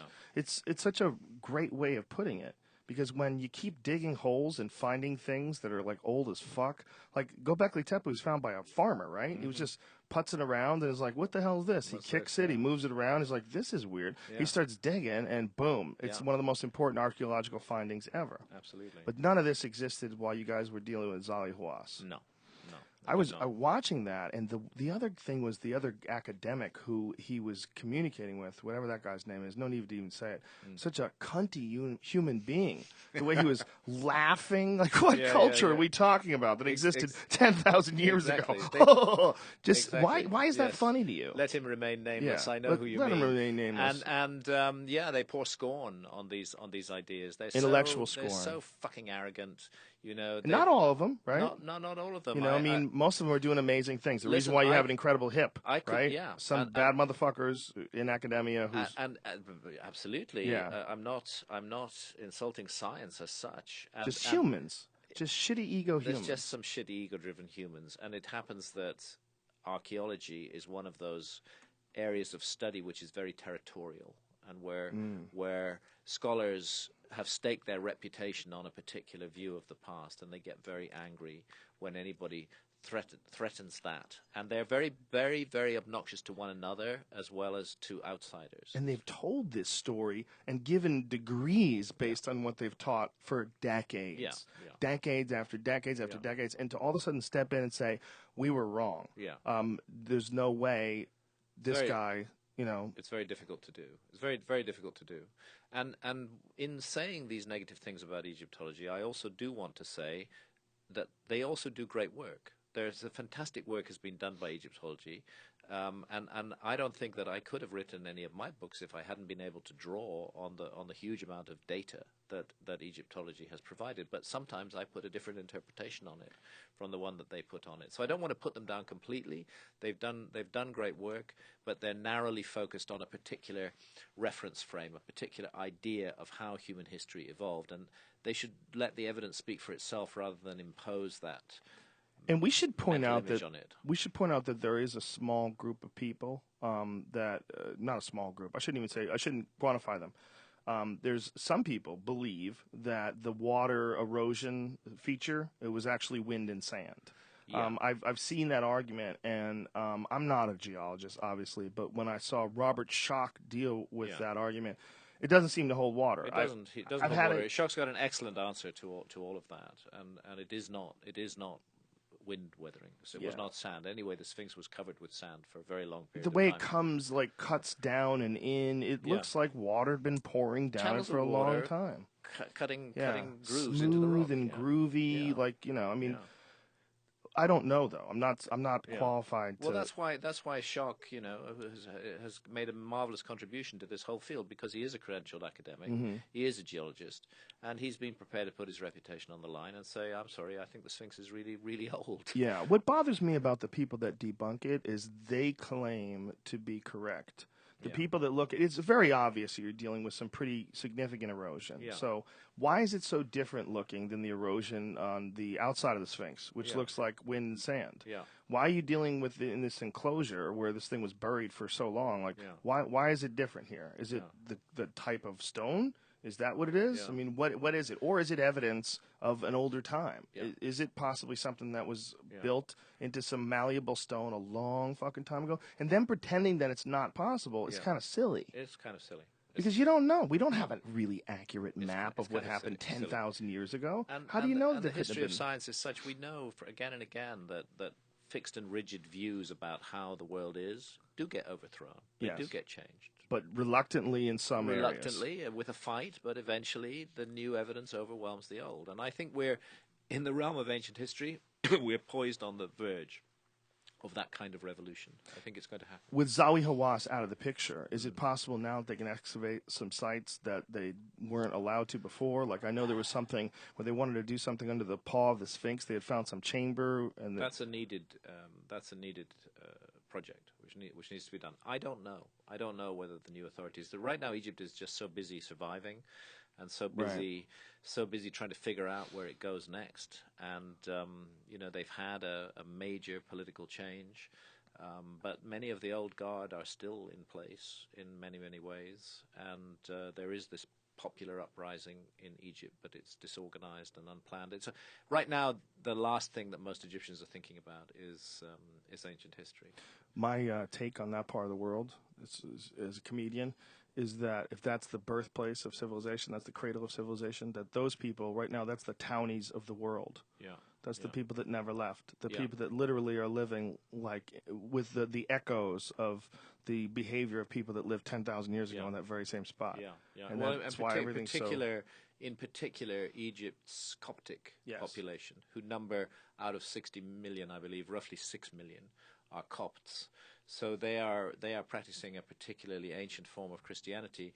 Their language is structurally very closely related to the ancient Egyptian language, and they are the direct inheritors of the ancient Egyptian tradition. So when ancient Egyptians were converted to Christianity round about 300 or 400 years after Christ, that was the beginning of the Coptic Church in ancient Egypt, and the Coptic people are the true inheritors of the lost wisdom Fascinating. of ancient Egypt. And I bet they suck to hang out with.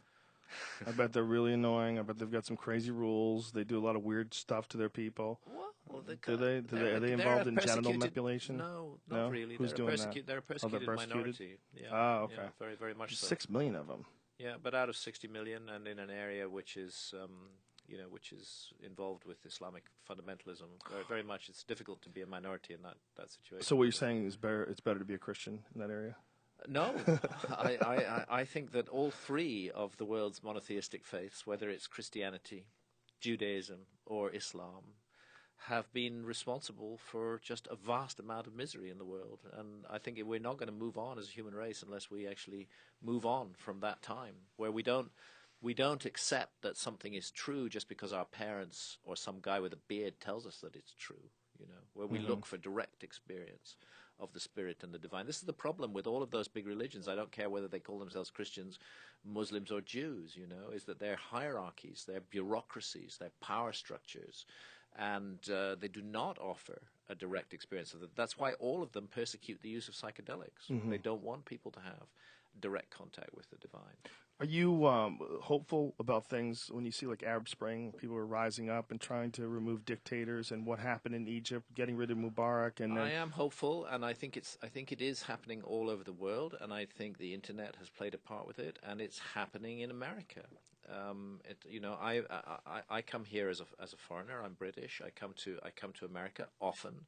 I have family here in America. I feel very closely connected with America, and America is a paradox. It's a huge paradox because on the world stage, America is a very dark and malignant force, which does tremendous harm consistently and has done for a long time. But at the individual level, there's a tremendous spirit of awakening in America. Look just what's happening with cannabis laws in America in the last 10 years. That's unimaginable in Britain. We can't make changes like that. Why is that? Because we don't have this spirit of independence. We don't have the structure where individual states can make decisions on key issues like that. And of course, in America, there's a conflict between state law and federal law.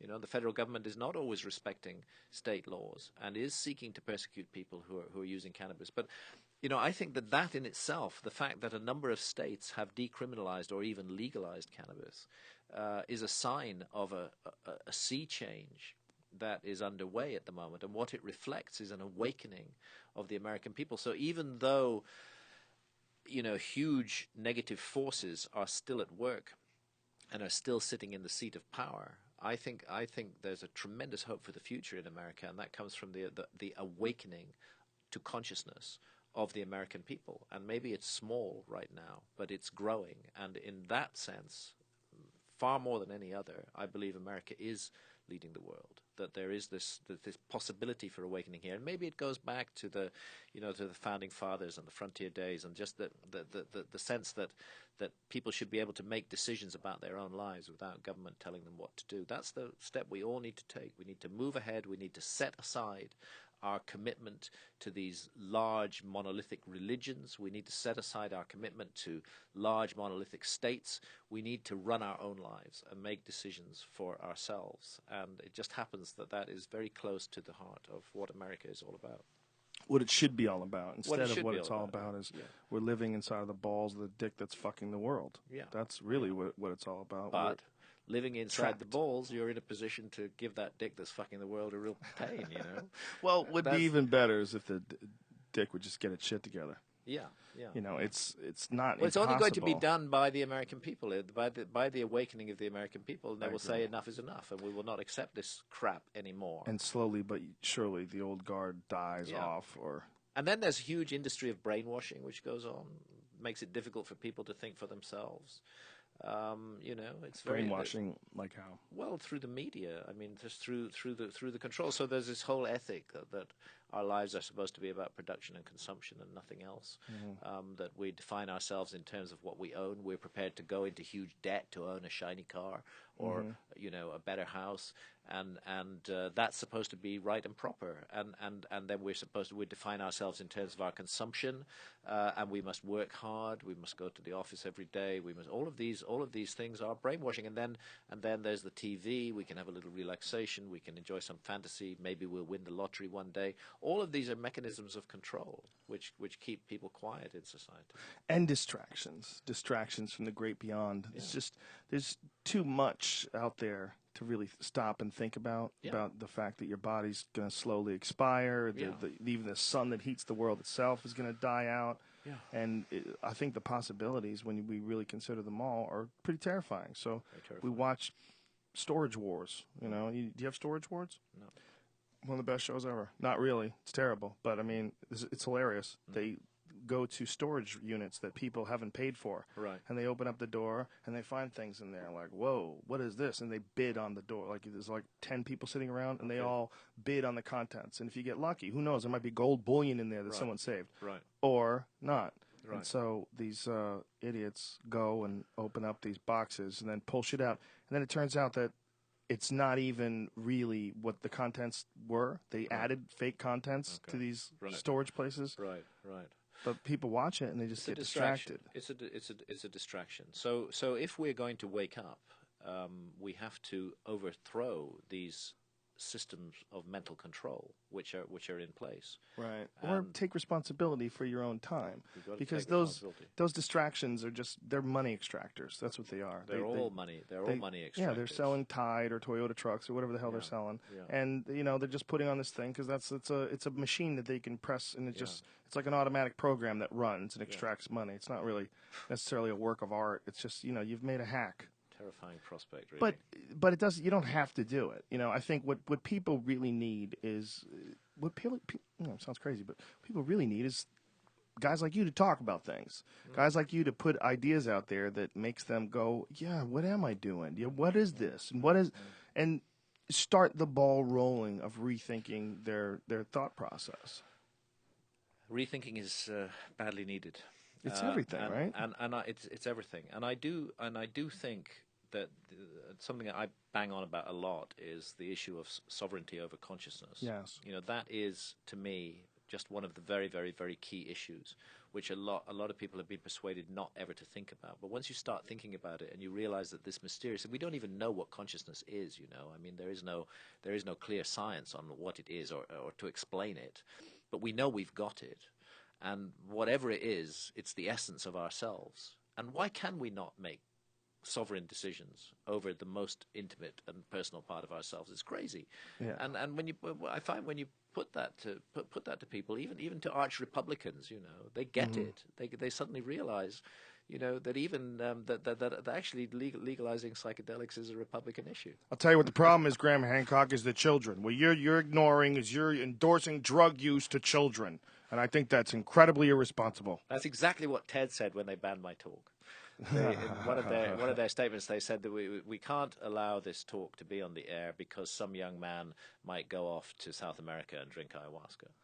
That's so hilariously dumb. And TED cannot be seen to be endorsing the drinking of ayahuasca. Is that there was a huge issue with you? And by the way, your issue was after Eddie Huang came in here. Very and Eddie Huang told his gross story that makes you just go, ew, Ted. Yeah. And apparently John Anthony West has a TED story as well. Yeah.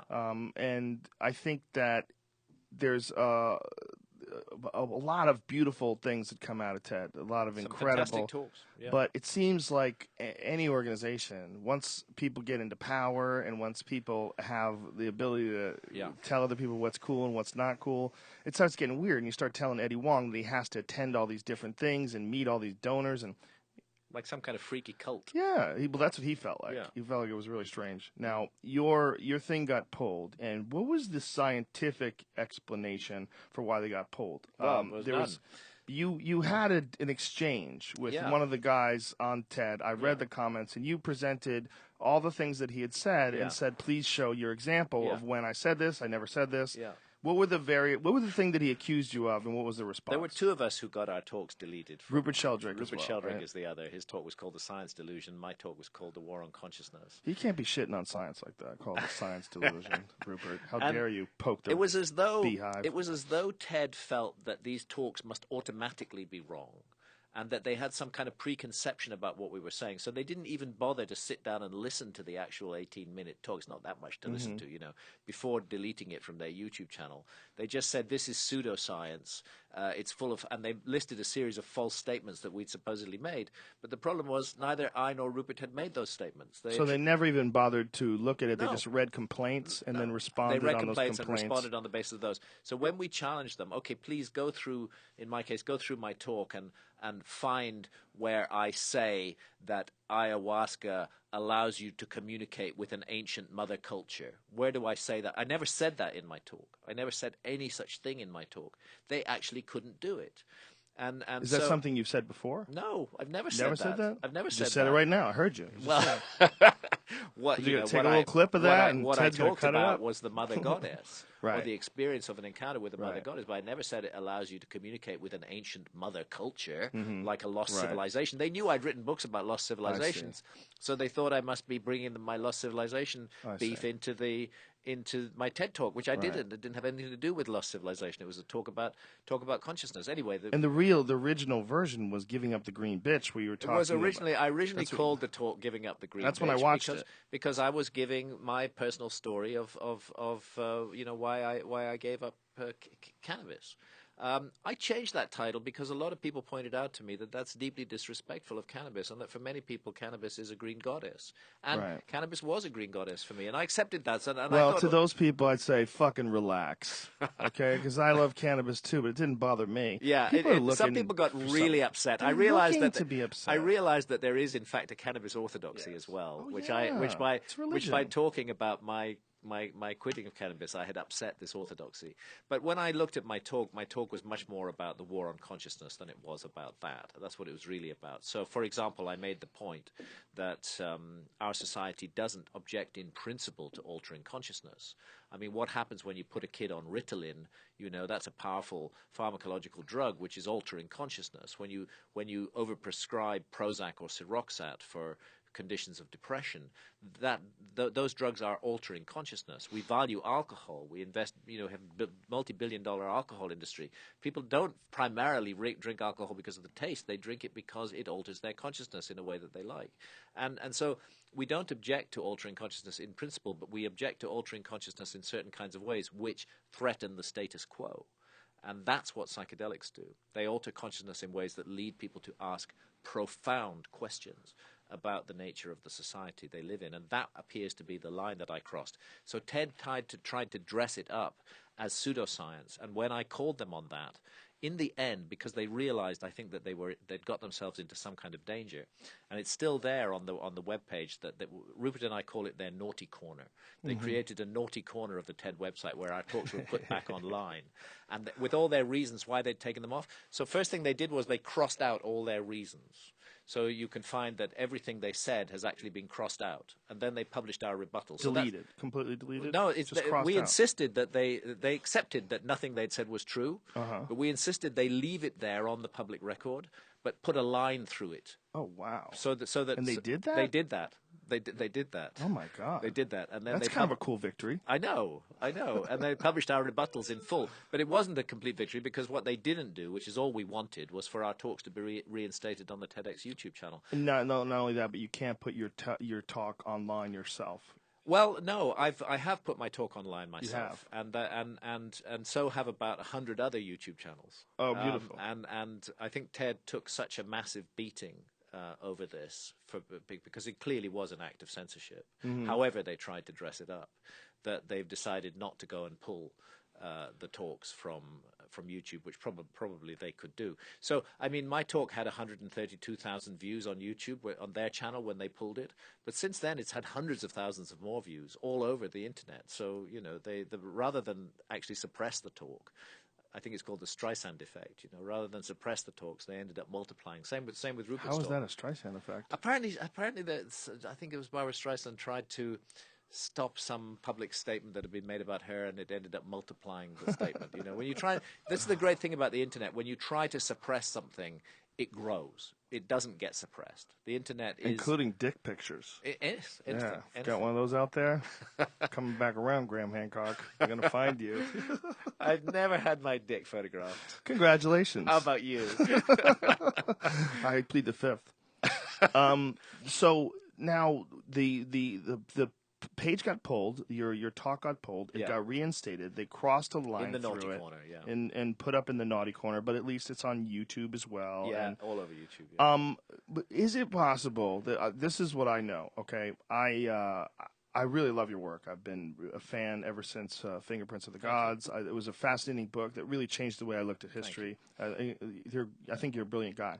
But I take more shit for you from the extreme science dorks. Mm-hmm. I take more shit about having you. Well, is Graham Hancock gonna come on your podcast and pump out his pseudoscience? Yes. Like, so many people get so twatty about you, and it's a science thing, and it could be mistakes that you've made in the past. We all make them that they want to chirp mistakes, on. It could be the whole Mars thing, the Yeah. whole face on Mars thing. You got a little kooky with that. Got a little kooky with that. I still think it's an interesting phenomenon. It is interesting. There's a lot of interesting rocks on Mars. Yeah. It might have at one point in time had a culture on it. We don't know what they are. No. We need to do more work. But yeah, I have annoyed scientists. I tell you what, it's not actually. I've certainly made mistakes. And, Right. And What about junk DNA? There was something about the contents of junk DNA. There's one thing that they keep harping they keep on talking about that. you Well, had erroneously stated. Something about the knowledge that we have of junk DNA. Well, yes, I said that 97% of DNA is defined as junk, and maybe it isn't, and that there may be data stored on DNA. Mm-hmm. And as a matter of fact, that this is now being done. Data is being stored on DNA. So you just were misinformed? I don't think that I was misinformed. I think that I was exploring an interesting area of inquiry. And it's true, since I published on that in 2005, that some new work has been done on so-called junk DNA, and it is found to have an important biophysical function. But what I reported, and this was in my book Supernatural in 2005, was a study published in the magazine Science by Eugene Stanley, which looked at the language-like structure of junk DNA. The junk DNA has a structure very similar to all human languages. There are certain patterns that repeat in languages that appear also in junk DNA. Mm-hmm. And this, I simply wanted to speculate on this. Is it possible that junk DNA is some kind of archive? I was looking, when I wrote Supernatural, I was looking at this connection with entities that people have in altered states of consciousness. And I was saying that kind of place I would, bet on is that in some weird way these entities may be real. That is in itself a very annoying statement to make to any materialist scientist. Right. But then I said, but maybe there's another possibility. Maybe there's an archive of information stored on all our DNA all around the world, and maybe in altered states of consciousness we gain access to the archive, and that's maybe why people from all different cultures at different periods of history see the same thing. And I cited the work of Francis Crick, who was the discoverer of the double helix form of DNA, in a book that he wrote called Life Itself, where Crick speculates that DNA did not evolve on this planet. This is the Nobel Prize winner, Francis Crick. This is not Graham Hancock who's making this statement. Crick suggests a phenomenon called directed panspermia, that the reason that life exploded so rapidly and amazingly on this planet within 100 million years of the planet being cool enough to support life, roughly 4 billion years ago, the reason that it exploded so suddenly was that it came here from elsewhere. And he suggested that there had been some advanced alien culture on the other side of the galaxy that faced annihilation. Perhaps a supernova was going to go off in their vicinity, and they looked desperately for some way to preserve life. And their first thought was, could they get themselves off the planet? And they realized that yes, they could, but that they could not travel through interstellar space for thousands or millions of years to reach other possibly habitable planets. So in the end, what they did was they sent bacteria out into the universe on spaceships, and they genetically engineered those bacteria to make them incredibly hardy. This was Crick's suggestion, not mine. And the only You thing got to really say that. the only thing I added to it was if his theory were right, and that life spiraled up on this planet because one of those spaceships hit the ancient Earth and spilled out its cargo of genetically engineered bacteria, well, maybe they wrote a message on the DNA of those bacteria. And maybe that message has been preserved, highly preserved, and there are certain strands of DNA that are preserved for hundreds of millions or billions of years and passed down into modern human beings. And maybe it's a message for us about that lost ancestor culture that made the DNA, or rather didn't make it, but engineered the DNA in the bacteria that started life on Earth and that eventually evolved into us. And it was just an interesting inquiry. By the way, this lends credence to the idea that Francis Crick did a lot of acid. Well, which he certainly did. Francis Crick was some deny this. Michio Kaku wouldn't agree with me on this. No, Francis Crick was a big user of acid, and so were supposedly, many, allegedly. So were many intellectuals in that period. This is essentially the Prometheus story. I guess in a lot of yeah. ways. Yeah, I guess it is. So I thought it was an interesting area to inquire. Yes. See, for me, I feel my role is to inquire into interesting things that are forbidden territory for scientists. And when I inquire into them, it doesn't mean that I'm insisting this is a fact. What I'm saying is this is something that we need an alternative point of view on, and let's look at and consider what this might mean. And I may be completely wrong, but I think the exploration is worthwhile. That's the position that I take. It does annoy scientists. I think the other reason it annoys scientists is because I don't mean to pat myself on the back, but I'm not particularly lunatic, on a day-to-day basis. I'm not particularly kooky. I'm moderately rational. I can make an argument. I can express things, and I think if I was, an obvious nutcase, they wouldn't need to get so angry with me. Mm-hmm. But because I'm fairly reasonable and open to discussion and persuasion, I think it makes me a little bit more dangerous to them. And it's the same with John Anthony West. John is a very reasonable man. He's coming up with extraordinary ideas about the past, but he's arguing them very, very well and very coherently and based on evidence. Intellectual ideas also are the battlefield of scientists and science thinkers and science dorks. I mean, proving someone incorrect is a huge feather in your cap. Being able to point out inconsistencies, correcting mistakes, and that's how science works. Yes. And that's what's good Great about about science. Yes. On the one hand, it's what's good about science, which is what you would call destructive criticism.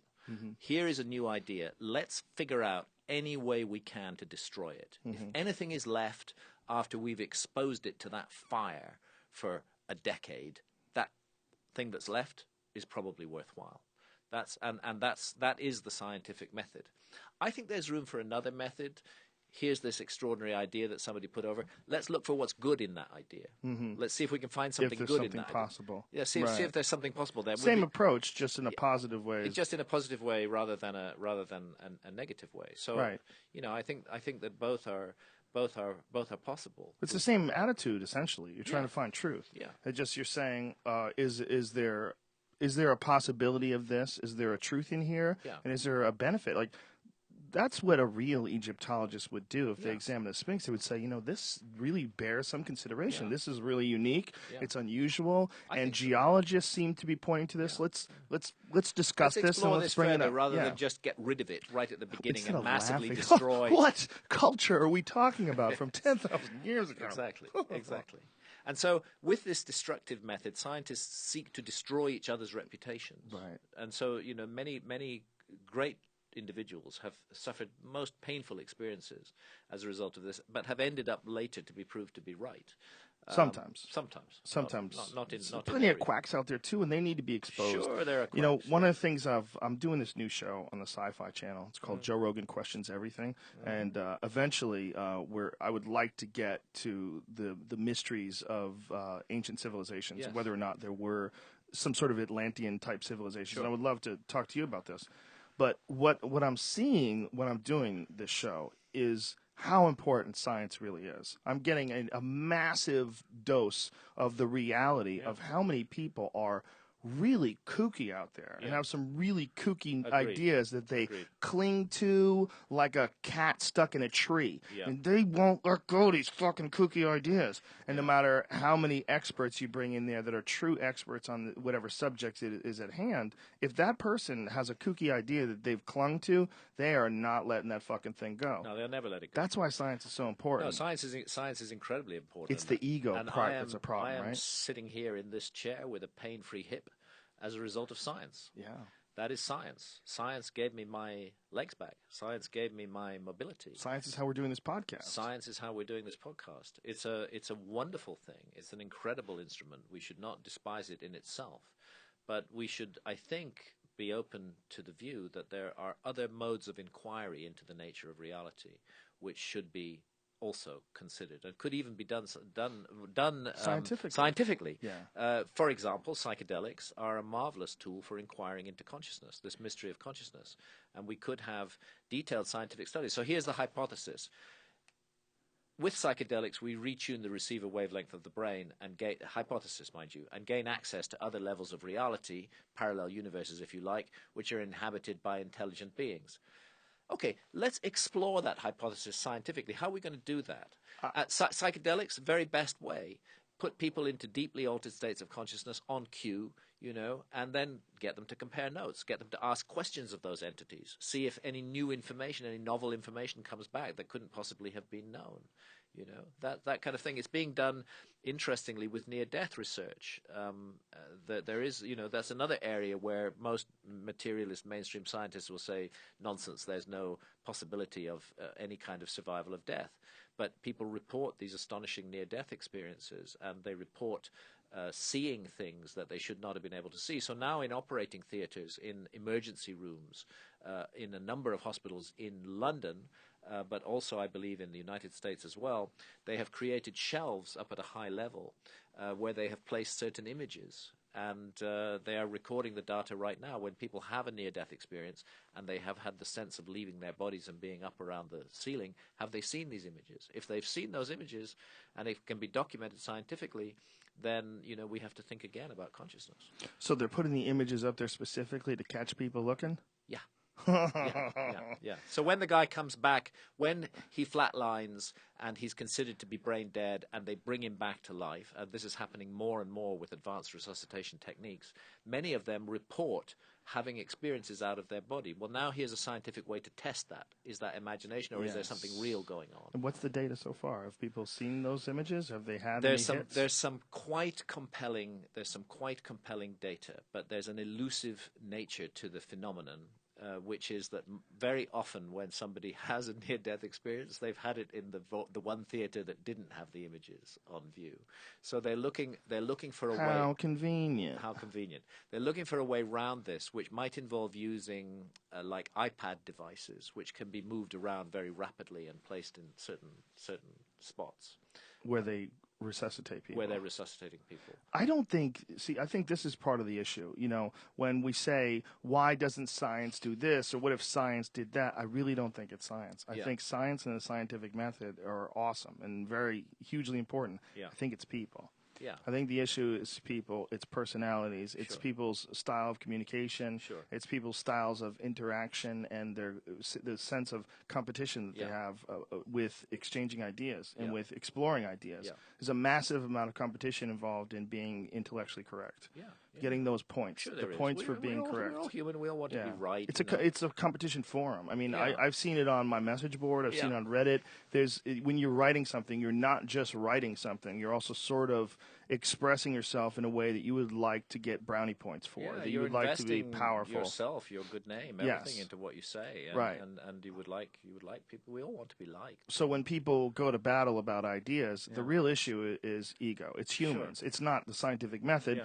Which the scientific method should most certainly be applied to psychedelics. It should most certainly be applied to every aspect of the known world.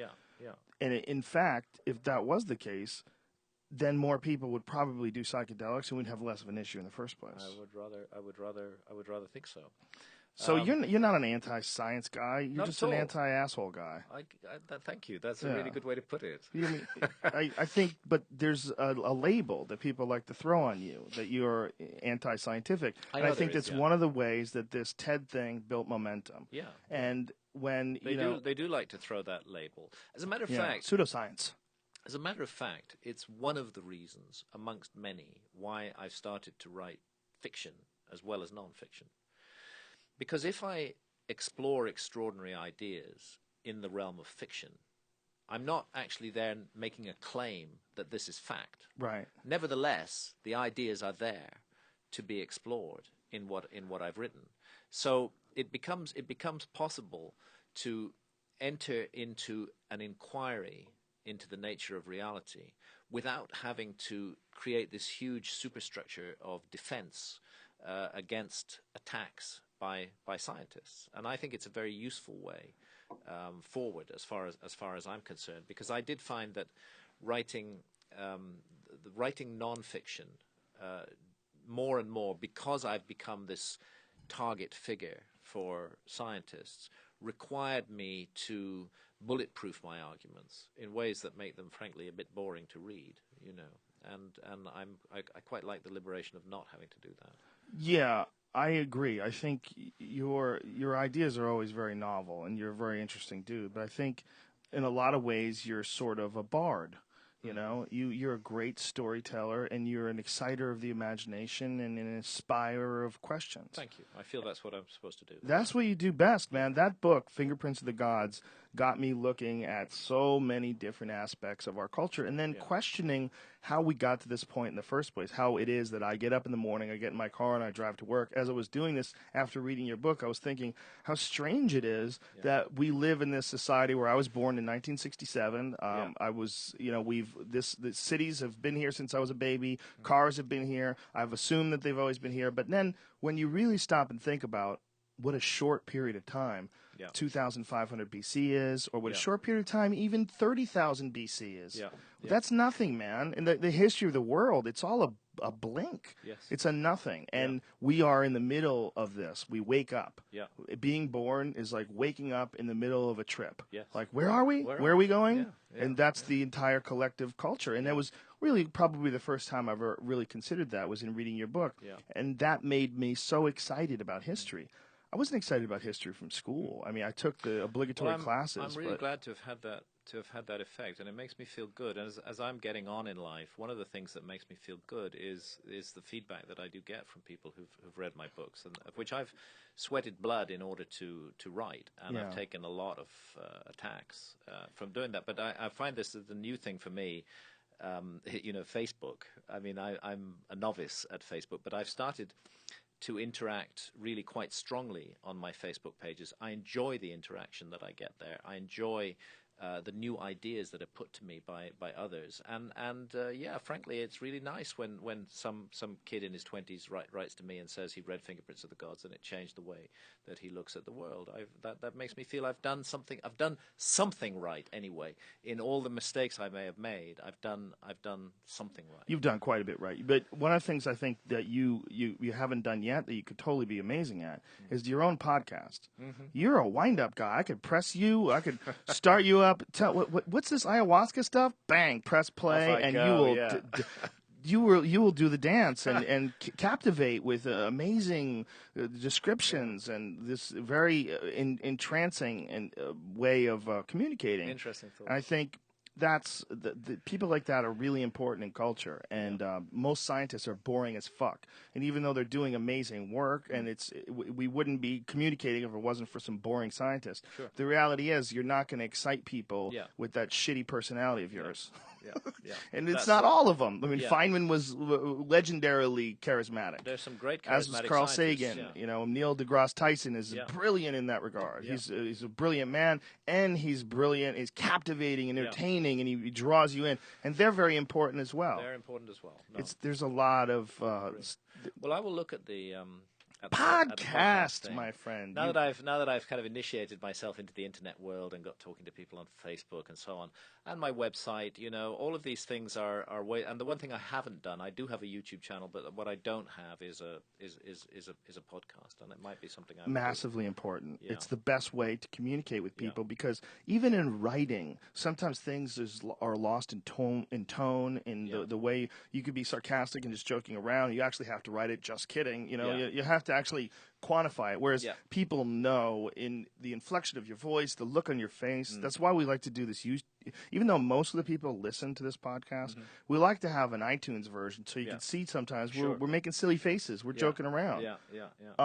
I think for you, it would be an excellent way to explore new ideas, things that come to you, and also respond to people online. Yeah. Instead of like sitting there and writing everything out, pick a few emails every week and respond to them. Very good thought.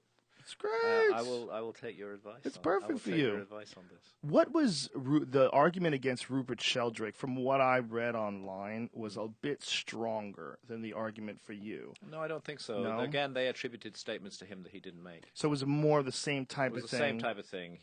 What was his controversy? Well, he's saying that science is locked in what we call a materialist reference frame, which is that it seeks to reduce everything to matter.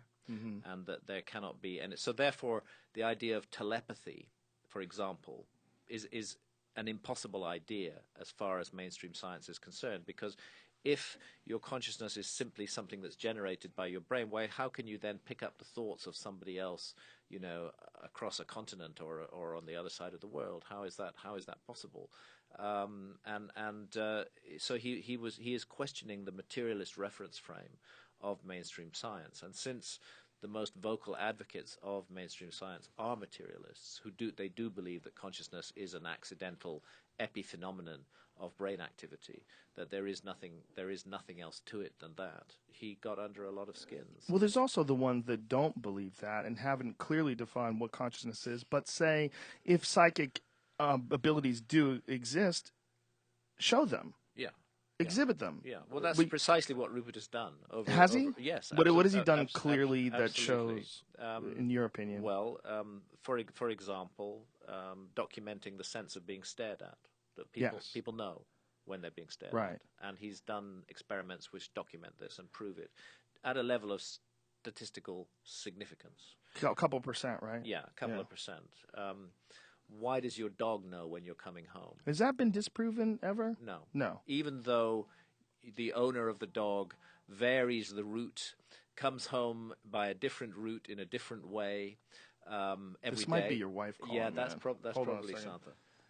Hello? Oh, it's your neighbor. Oh, yeah, she's here. Okay. We'll have someone come out and get her right now. Thank you very much. All right, Jamie, just go out and tell her we'll wrap this up. Yeah. That's our neighbor. Yeah. She must have been knocking on the door. Well, this is the great thing about a live discussion. It's beautiful. When my wonderful Santa turns up at the door and can't get in, she's got a telephone. Well, it's cool because people know that it's not some etiquette. It's not edited and polished. It's a real conversation, and that way, it's a real conversation. like we couldn't have this conversation afterwards and you say, that thing about science. Maybe I said something. Could we cut that out? Exactly. No, exactly. Yeah. It's raw. It's real, and it works. Can I say a couple of things which I would like people to hear? Sure. One is this is an odd thing to ask because I've been very successful as a non-fiction author, but I am hoping that people will pay attention to my fiction, right, and that people will listen to my fiction. It's very, very difficult for me to be published as a novelist. The publishing industry want me to stay in my box as a successful non-fiction author, and they don't want me to explore the fictional side of things. So I've managed to get a British publisher for my novel, which we talked about earlier, War God, about the Spanish conquest of Mexico. But so far I don't have an American publisher.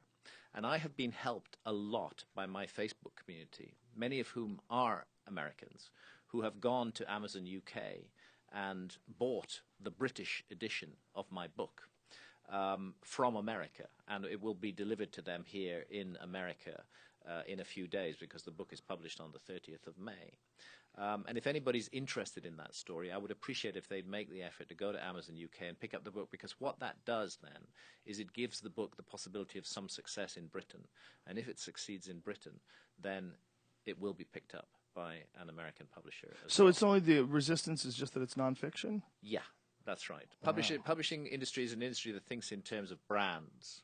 And I am branded as a non-fiction author. This is your second nonfiction It's my book.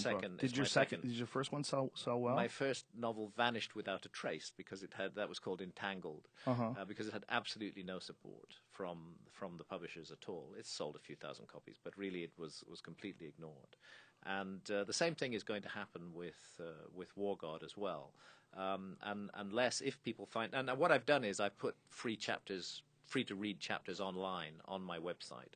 And that is GrahamHancock.com? And that's www.grahamhancock.com. We got to fix your Twitter, man.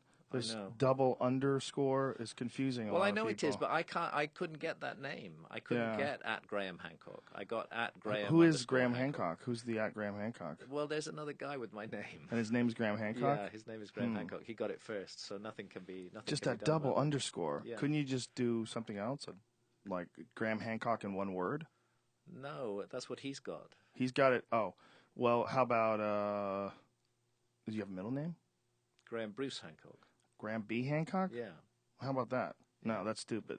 Yeah. Forget it. Forget what I said. I know, great.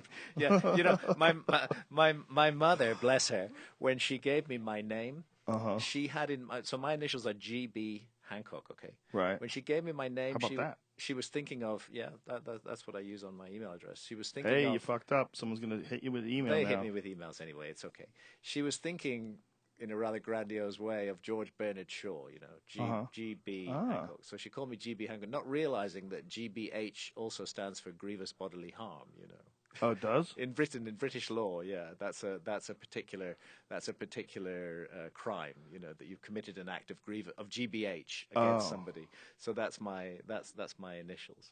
I don't know what to do about my Twitter name. Maybe we'll just have to keep it double underscore. So there's an underscore, Graham underscore. Since this is Hancock live, as well? can I introduce my Santa? Sure, if she wants to. Santa, Yeah. come here. Hi, Santa. Hi. What's up? Come. He's all so happy now that he quit weed. Yeah. Look at him. Completely.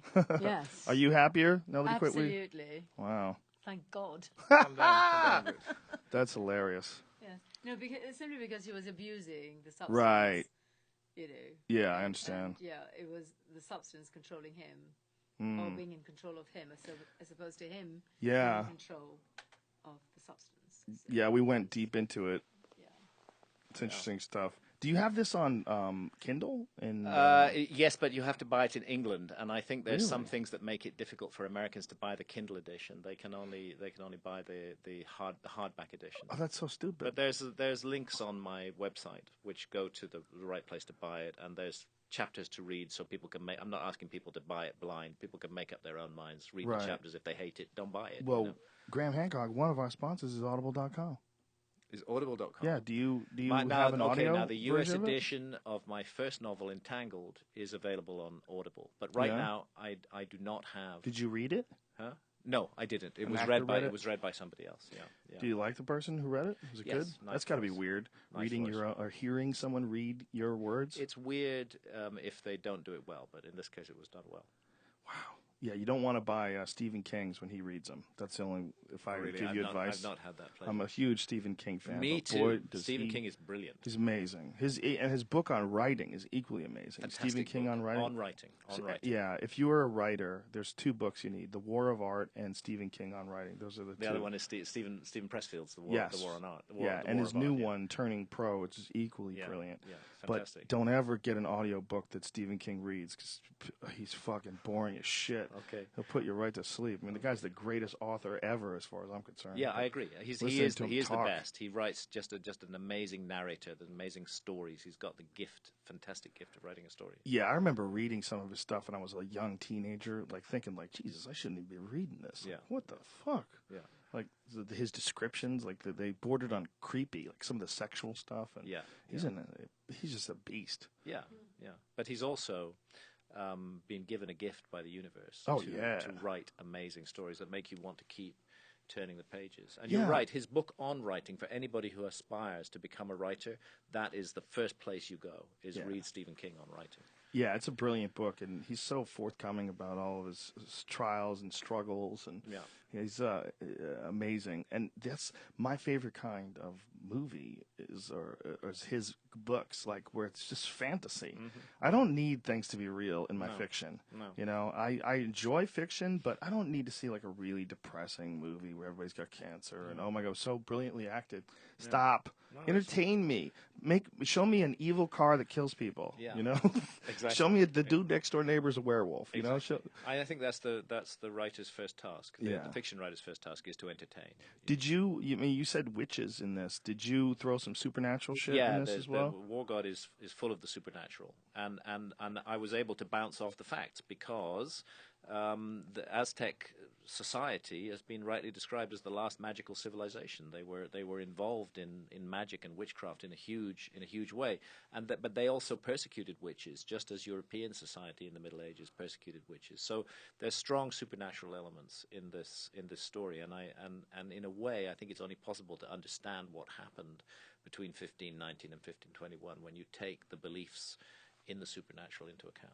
Yeah, well, it sounds like they were. I mean, what your description of a nation of serial killers is apt. That's what the Aztecs were. That's what the Aztecs were. And here's the thing, you see. I mean, my two central female characters meet in what's called a fattening pen.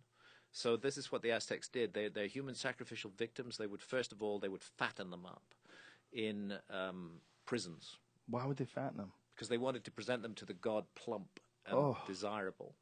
So they would fatten them for months on end. And can you imagine that's your situation, you've been put in the fattening pen, they're feeding you this high-calorie diet, and at a certain date you're going to be marched up the pyramid and have your heart cut out. That takes some courage to resist. That Teotihuacan sacrifice of 4 days of 80,000 people, I told that to my friend Steve Ranella, and he didn't even believe me. Yeah, Tenochtitlan, by the way.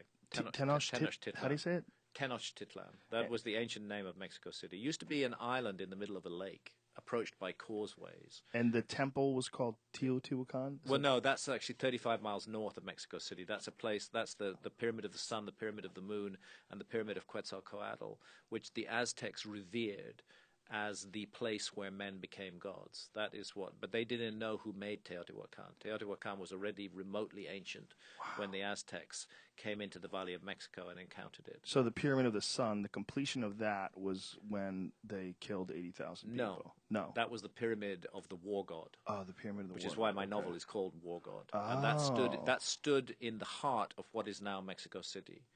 And when the Spanish took that city, the very first thing they did was to take that pyramid apart stone by stone. Did you see what happened in Belize recently? Yeah, so an ancient Mayan pyramid is used as a construction material by some asshole firm who used diggers to just break down the body of the pyramid and use it to make roads. Yeah. How crazy is that? Kind of sums up everything that's wrong with our culture. That's not our culture. Well, that's the place where John McAfee was living. I refer that whole craziness. Absolutely. I refer to global culture, Humanity. Of production and consumption. Yeah. It is. It was astounding that someone would be willing to do that. You're destroying an archaeological site for its limestone. Yeah. Whoa! Like that is some short-sighted assholes. Yeah. It's incredible. But doesn't that short-sightedness, that the pursuit of short-term goals, which might be immediately profitable, even though long-term massively damaging, doesn't that actually completely sum up everything that's wrong with global culture today? I mean, if you wanted to take one act which kind of expresses it, that would be it. But we don't think long-term. We don't think in terms of the sacred. We don't. The Amazon jungle. Nobody considers, when it's being exploited as an economic resource, what that means for our planet in the long run. If all of those trees come down, short-term, some money might be made out of it. Long-term, we're losing the lungs of our planet. Well, the pattern is the real issue with human beings is our ability to do things in large numbers that would be horrific if we did singularly. Yes. The diffusion of responsibility that comes from acting as a corporation or acting as an army or acting where horrific things can be justified because you're only a part of one huge group of people that are doing these things. There's been some, we talked about science, there's been some interesting science done on exactly that point, which is that they set it up with actors. You put a situation where somebody is on the street and they're in jeopardy. A woman is perhaps being attacked. If there are 2 or 3 people walking on the street, they will almost always intervene to prevent the attack. Yeah. But if there's 1,000 people walking on the street, nobody intervenes. Yeah, well, I think that happens most of the time. It can happen, but I think a lot of people would intervene. Yeah. You know, I think that's one of those weird things that is like a psychological principle that gets brought up as a sort of as a matter of fact.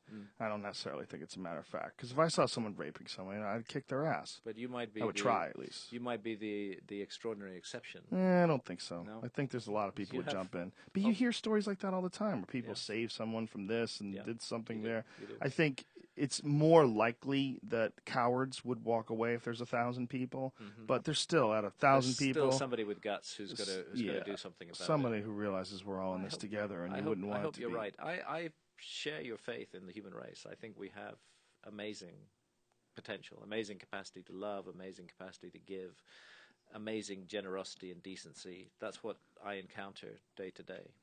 Yeah, for the most part, right? Yeah. Mostly people are awesome. Yeah. It's just a few of these Montezuma motherfuckers running around killing everybody. Yeah. And throughout history, there's been, giant groups of people led by serial killers. Yeah, And unfortunately. that's a big part of reality. They're the ones who go for that job.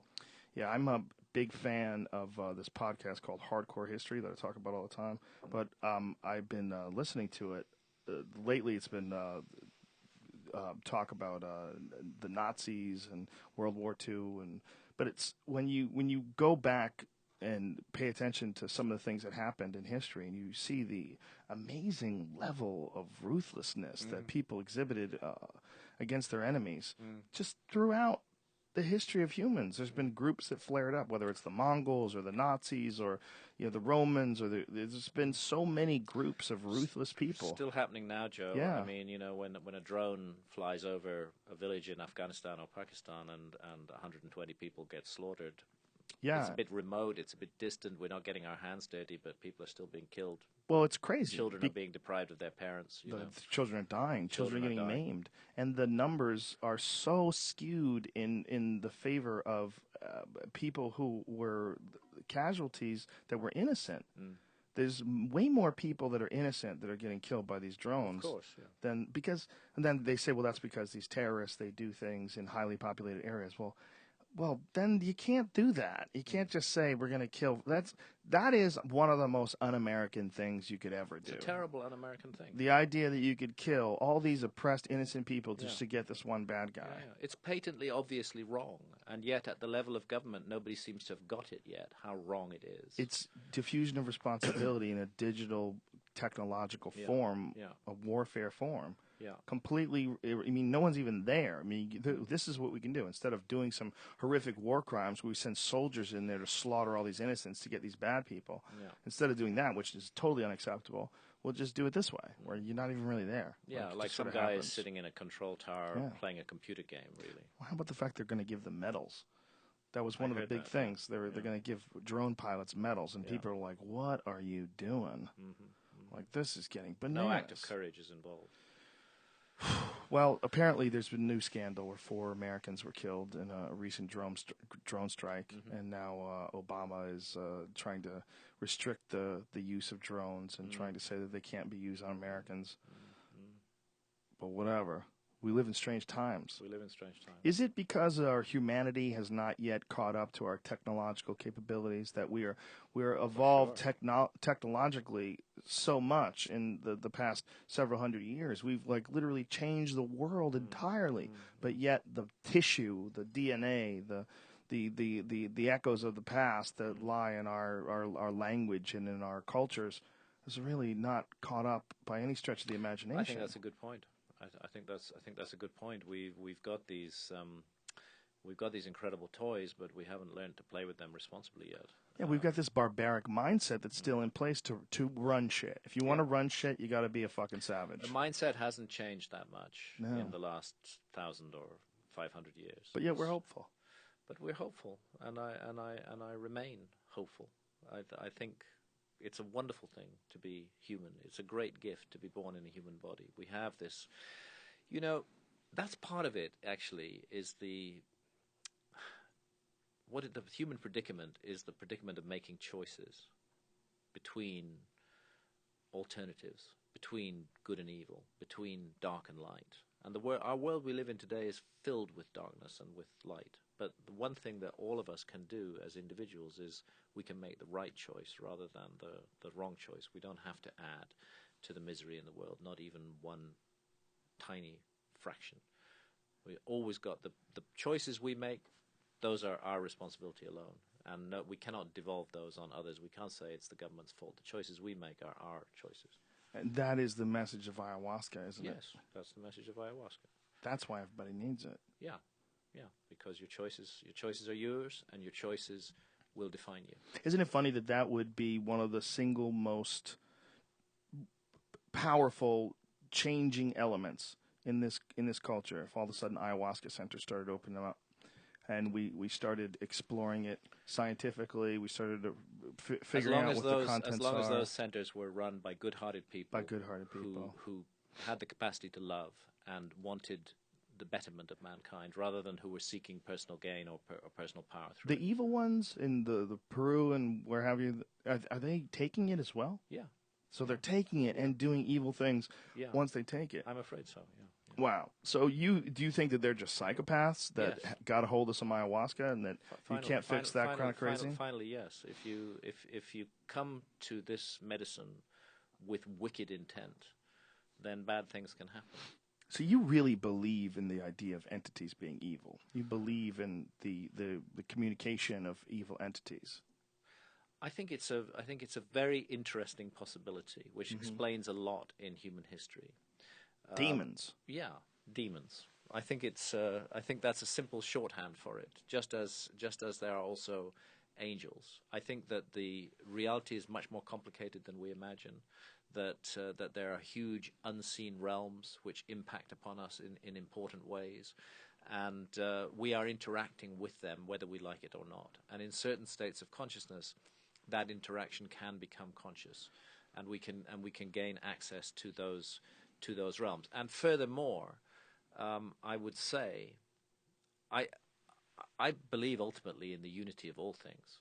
But right now, in this particular learning experience that we're undergoing in a human incarnation, I think it's really useful that those choices exist. What, after all, if everything was all good and rosy and perfect, and that were not possible to do wrong, what could we learn from this experience of life?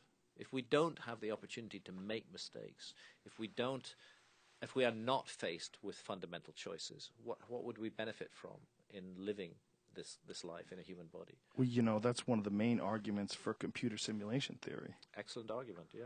One of the main arguments is that we've got ourselves to a point where life is fucking boring because we've solved all the problems, we've eliminated all the stress and conflict, that's reading each other's untrue. minds. We haven't solved all the problems. But that this is a computer simulation. Okay. That the life we are living, that we're in the roaring 20s of the digital era. We're in the simulation. Yeah.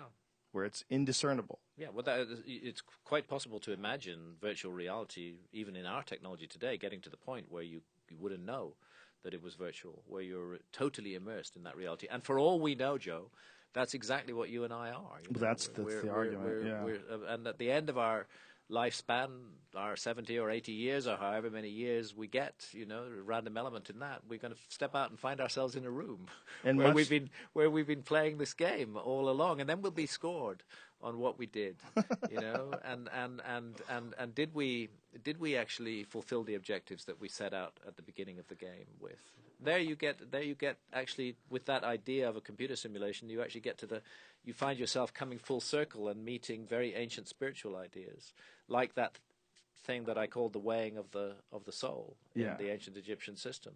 That's where you get scored on how you performed in the computer game, and how you performed was not how much money you made or how much power you had. Maybe it was really how much love you gave. That was the thing you most needed to do. Is it possible that the sort of the fractal nature of reality manifests itself in the idea of these demons being that you must reinforce good and you must punish bad, And the only way these dumb people ever really completely understand it is if they feel a physical manifestation of the evil that they've caused. And that's what a demon is. So it's just sort of a guide rail that you bump into, something that's supposed to steer you towards the positive. The very reason why you evolve after like a psychedelic trip, seeing the bad that you're doing, seeing the evil as manifested as an actual being, where it's most terrifying. Your common enemies that you have in real life, whether it's predators or enemies, they're a physical manifestation. Absolutely. So we don't know the answer to these questions. We're touching here upon a great mystery. People all over the world have these experiences and report remarkably similar encounters with entities, either demonic or angelic. And this has been going on throughout human culture. Right. And it's a feature of the psychedelic experience as well. And we don't know what those things are. This is just not clear. Do they have an independent existence from us, or are they part of a teaching program that we need to encounter, as you're suggesting just now? I think they're very interesting questions to examine, but I don't know the answer to them. I've always had an issue with the possibility of archetypes, too, that people have already established, that archetypes that people already have in their head, so that they, when you have an abduction experience, what you think is an abduction experience, you sort of fill in the blanks with whatever these entities are. Well, all of a sudden they become these gray guys with big black eyes, because that's the cultural archetype that we've sort of subscribed to. And in all these stories... Why do we find them painted on cave walls 25,000 years ago, then? Good question. It's a good question. That's Which ones do we find? Well, particularly on the walls of... in fact, on a little alcove in a ceiling inside Peshmerga Cave in France, there's a fantastically recognizable depiction of what we would call a grey today. Can you pull that up? How do you spell it? We call him the wounded man. Sometimes he's Peshmerga, Pechmerle,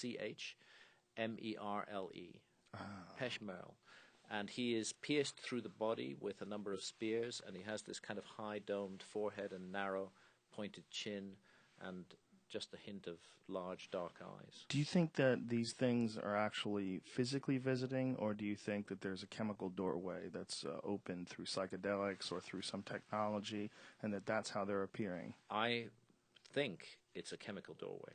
I think we have a hidden doorway inside our minds through which we can project our consciousness into other levels of reality. I can't prove that, but that's what I think may be going on. And that's what it feels to you when you experience these psychedelics. That's what it feels to me like, that I'm entering a seamlessly convincing parallel world. And again, I want to stress the point that because you've had this experience, these true experiences, if they're just a hallucination, a byproduct of the mind, and that is impossible to prove, you're still having the exact same experience. Yeah, you're still having the exact same experience. And there you come back to the point we made earlier, that what you then learn from that experience. And if you grow in some way through that experience, it doesn't really matter whether it's freestanding reality or whether it's something you projected. And as we become more interconnected with our ability to communicate and our idea that the human race really is one gigantic superorganism, as we accept that idea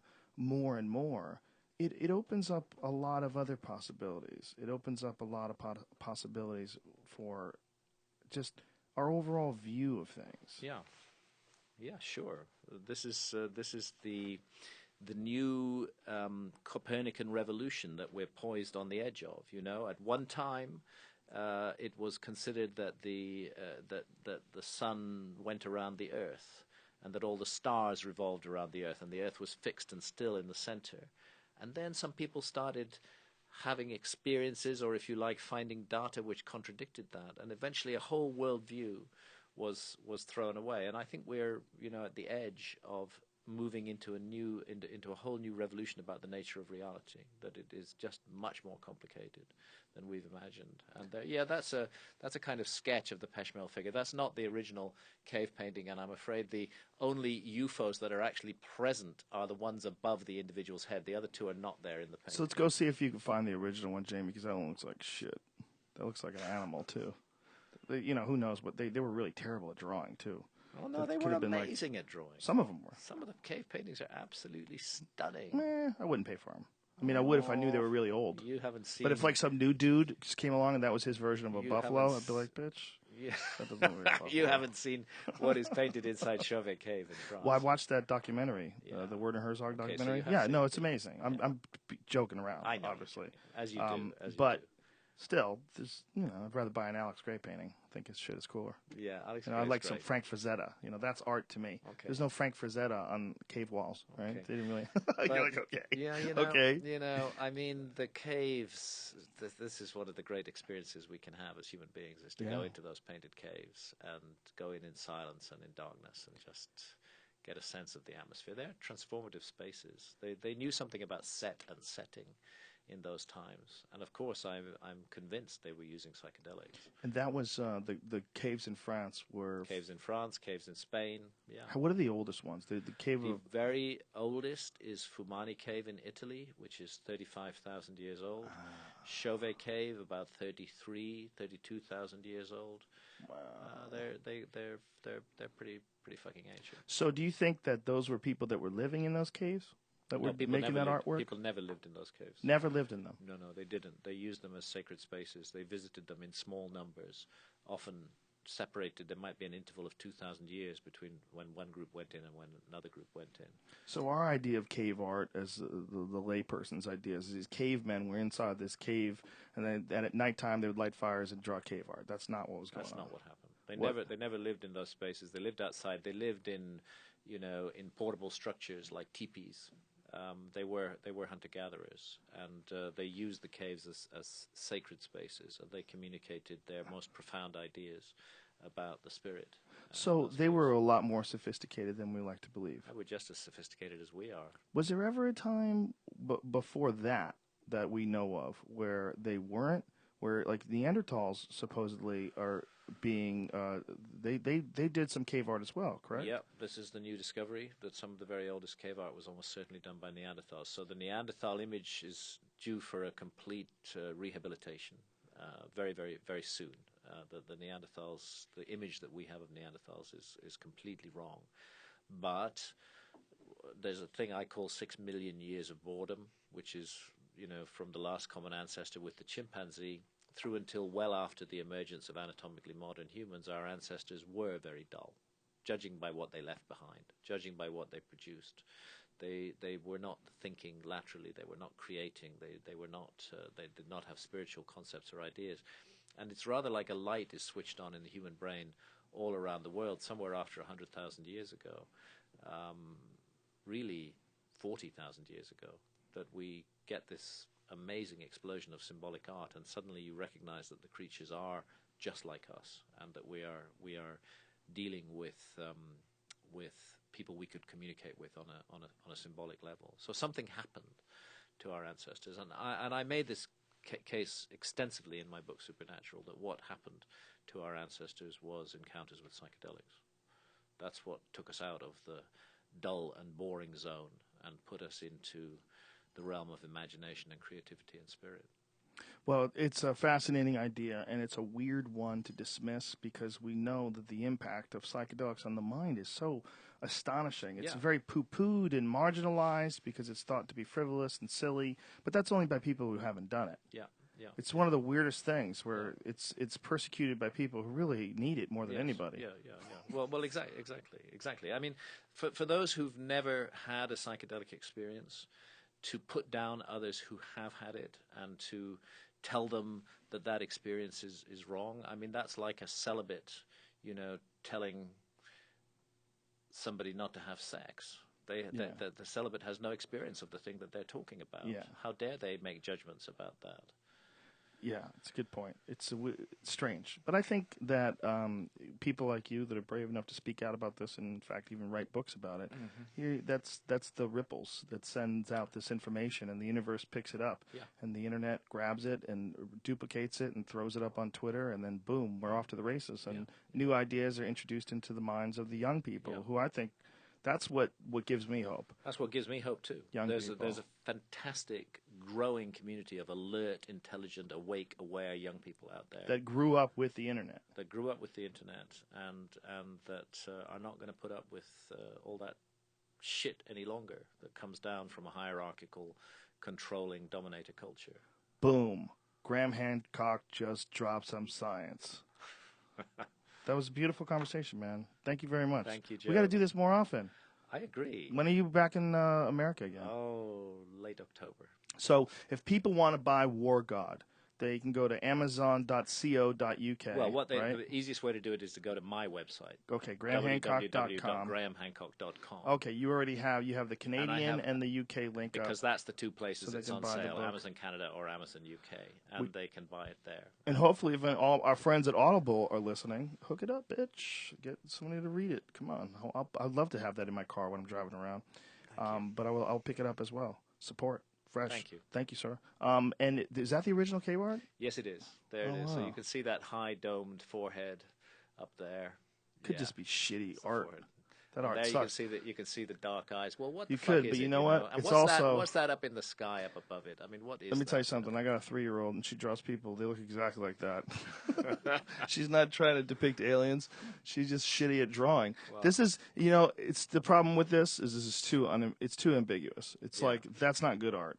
I mean, so I don't know what that is. Is that a spider? Could be a spider. Could be a crab. It's a man with it's a human body. The thing in the upper left. With spears pierced through his body. Okay, what about that thing in the upper left? What the hell is that? That thing there. Nobody knows what it is. Fucking shitty spider. Nobody knows what it is.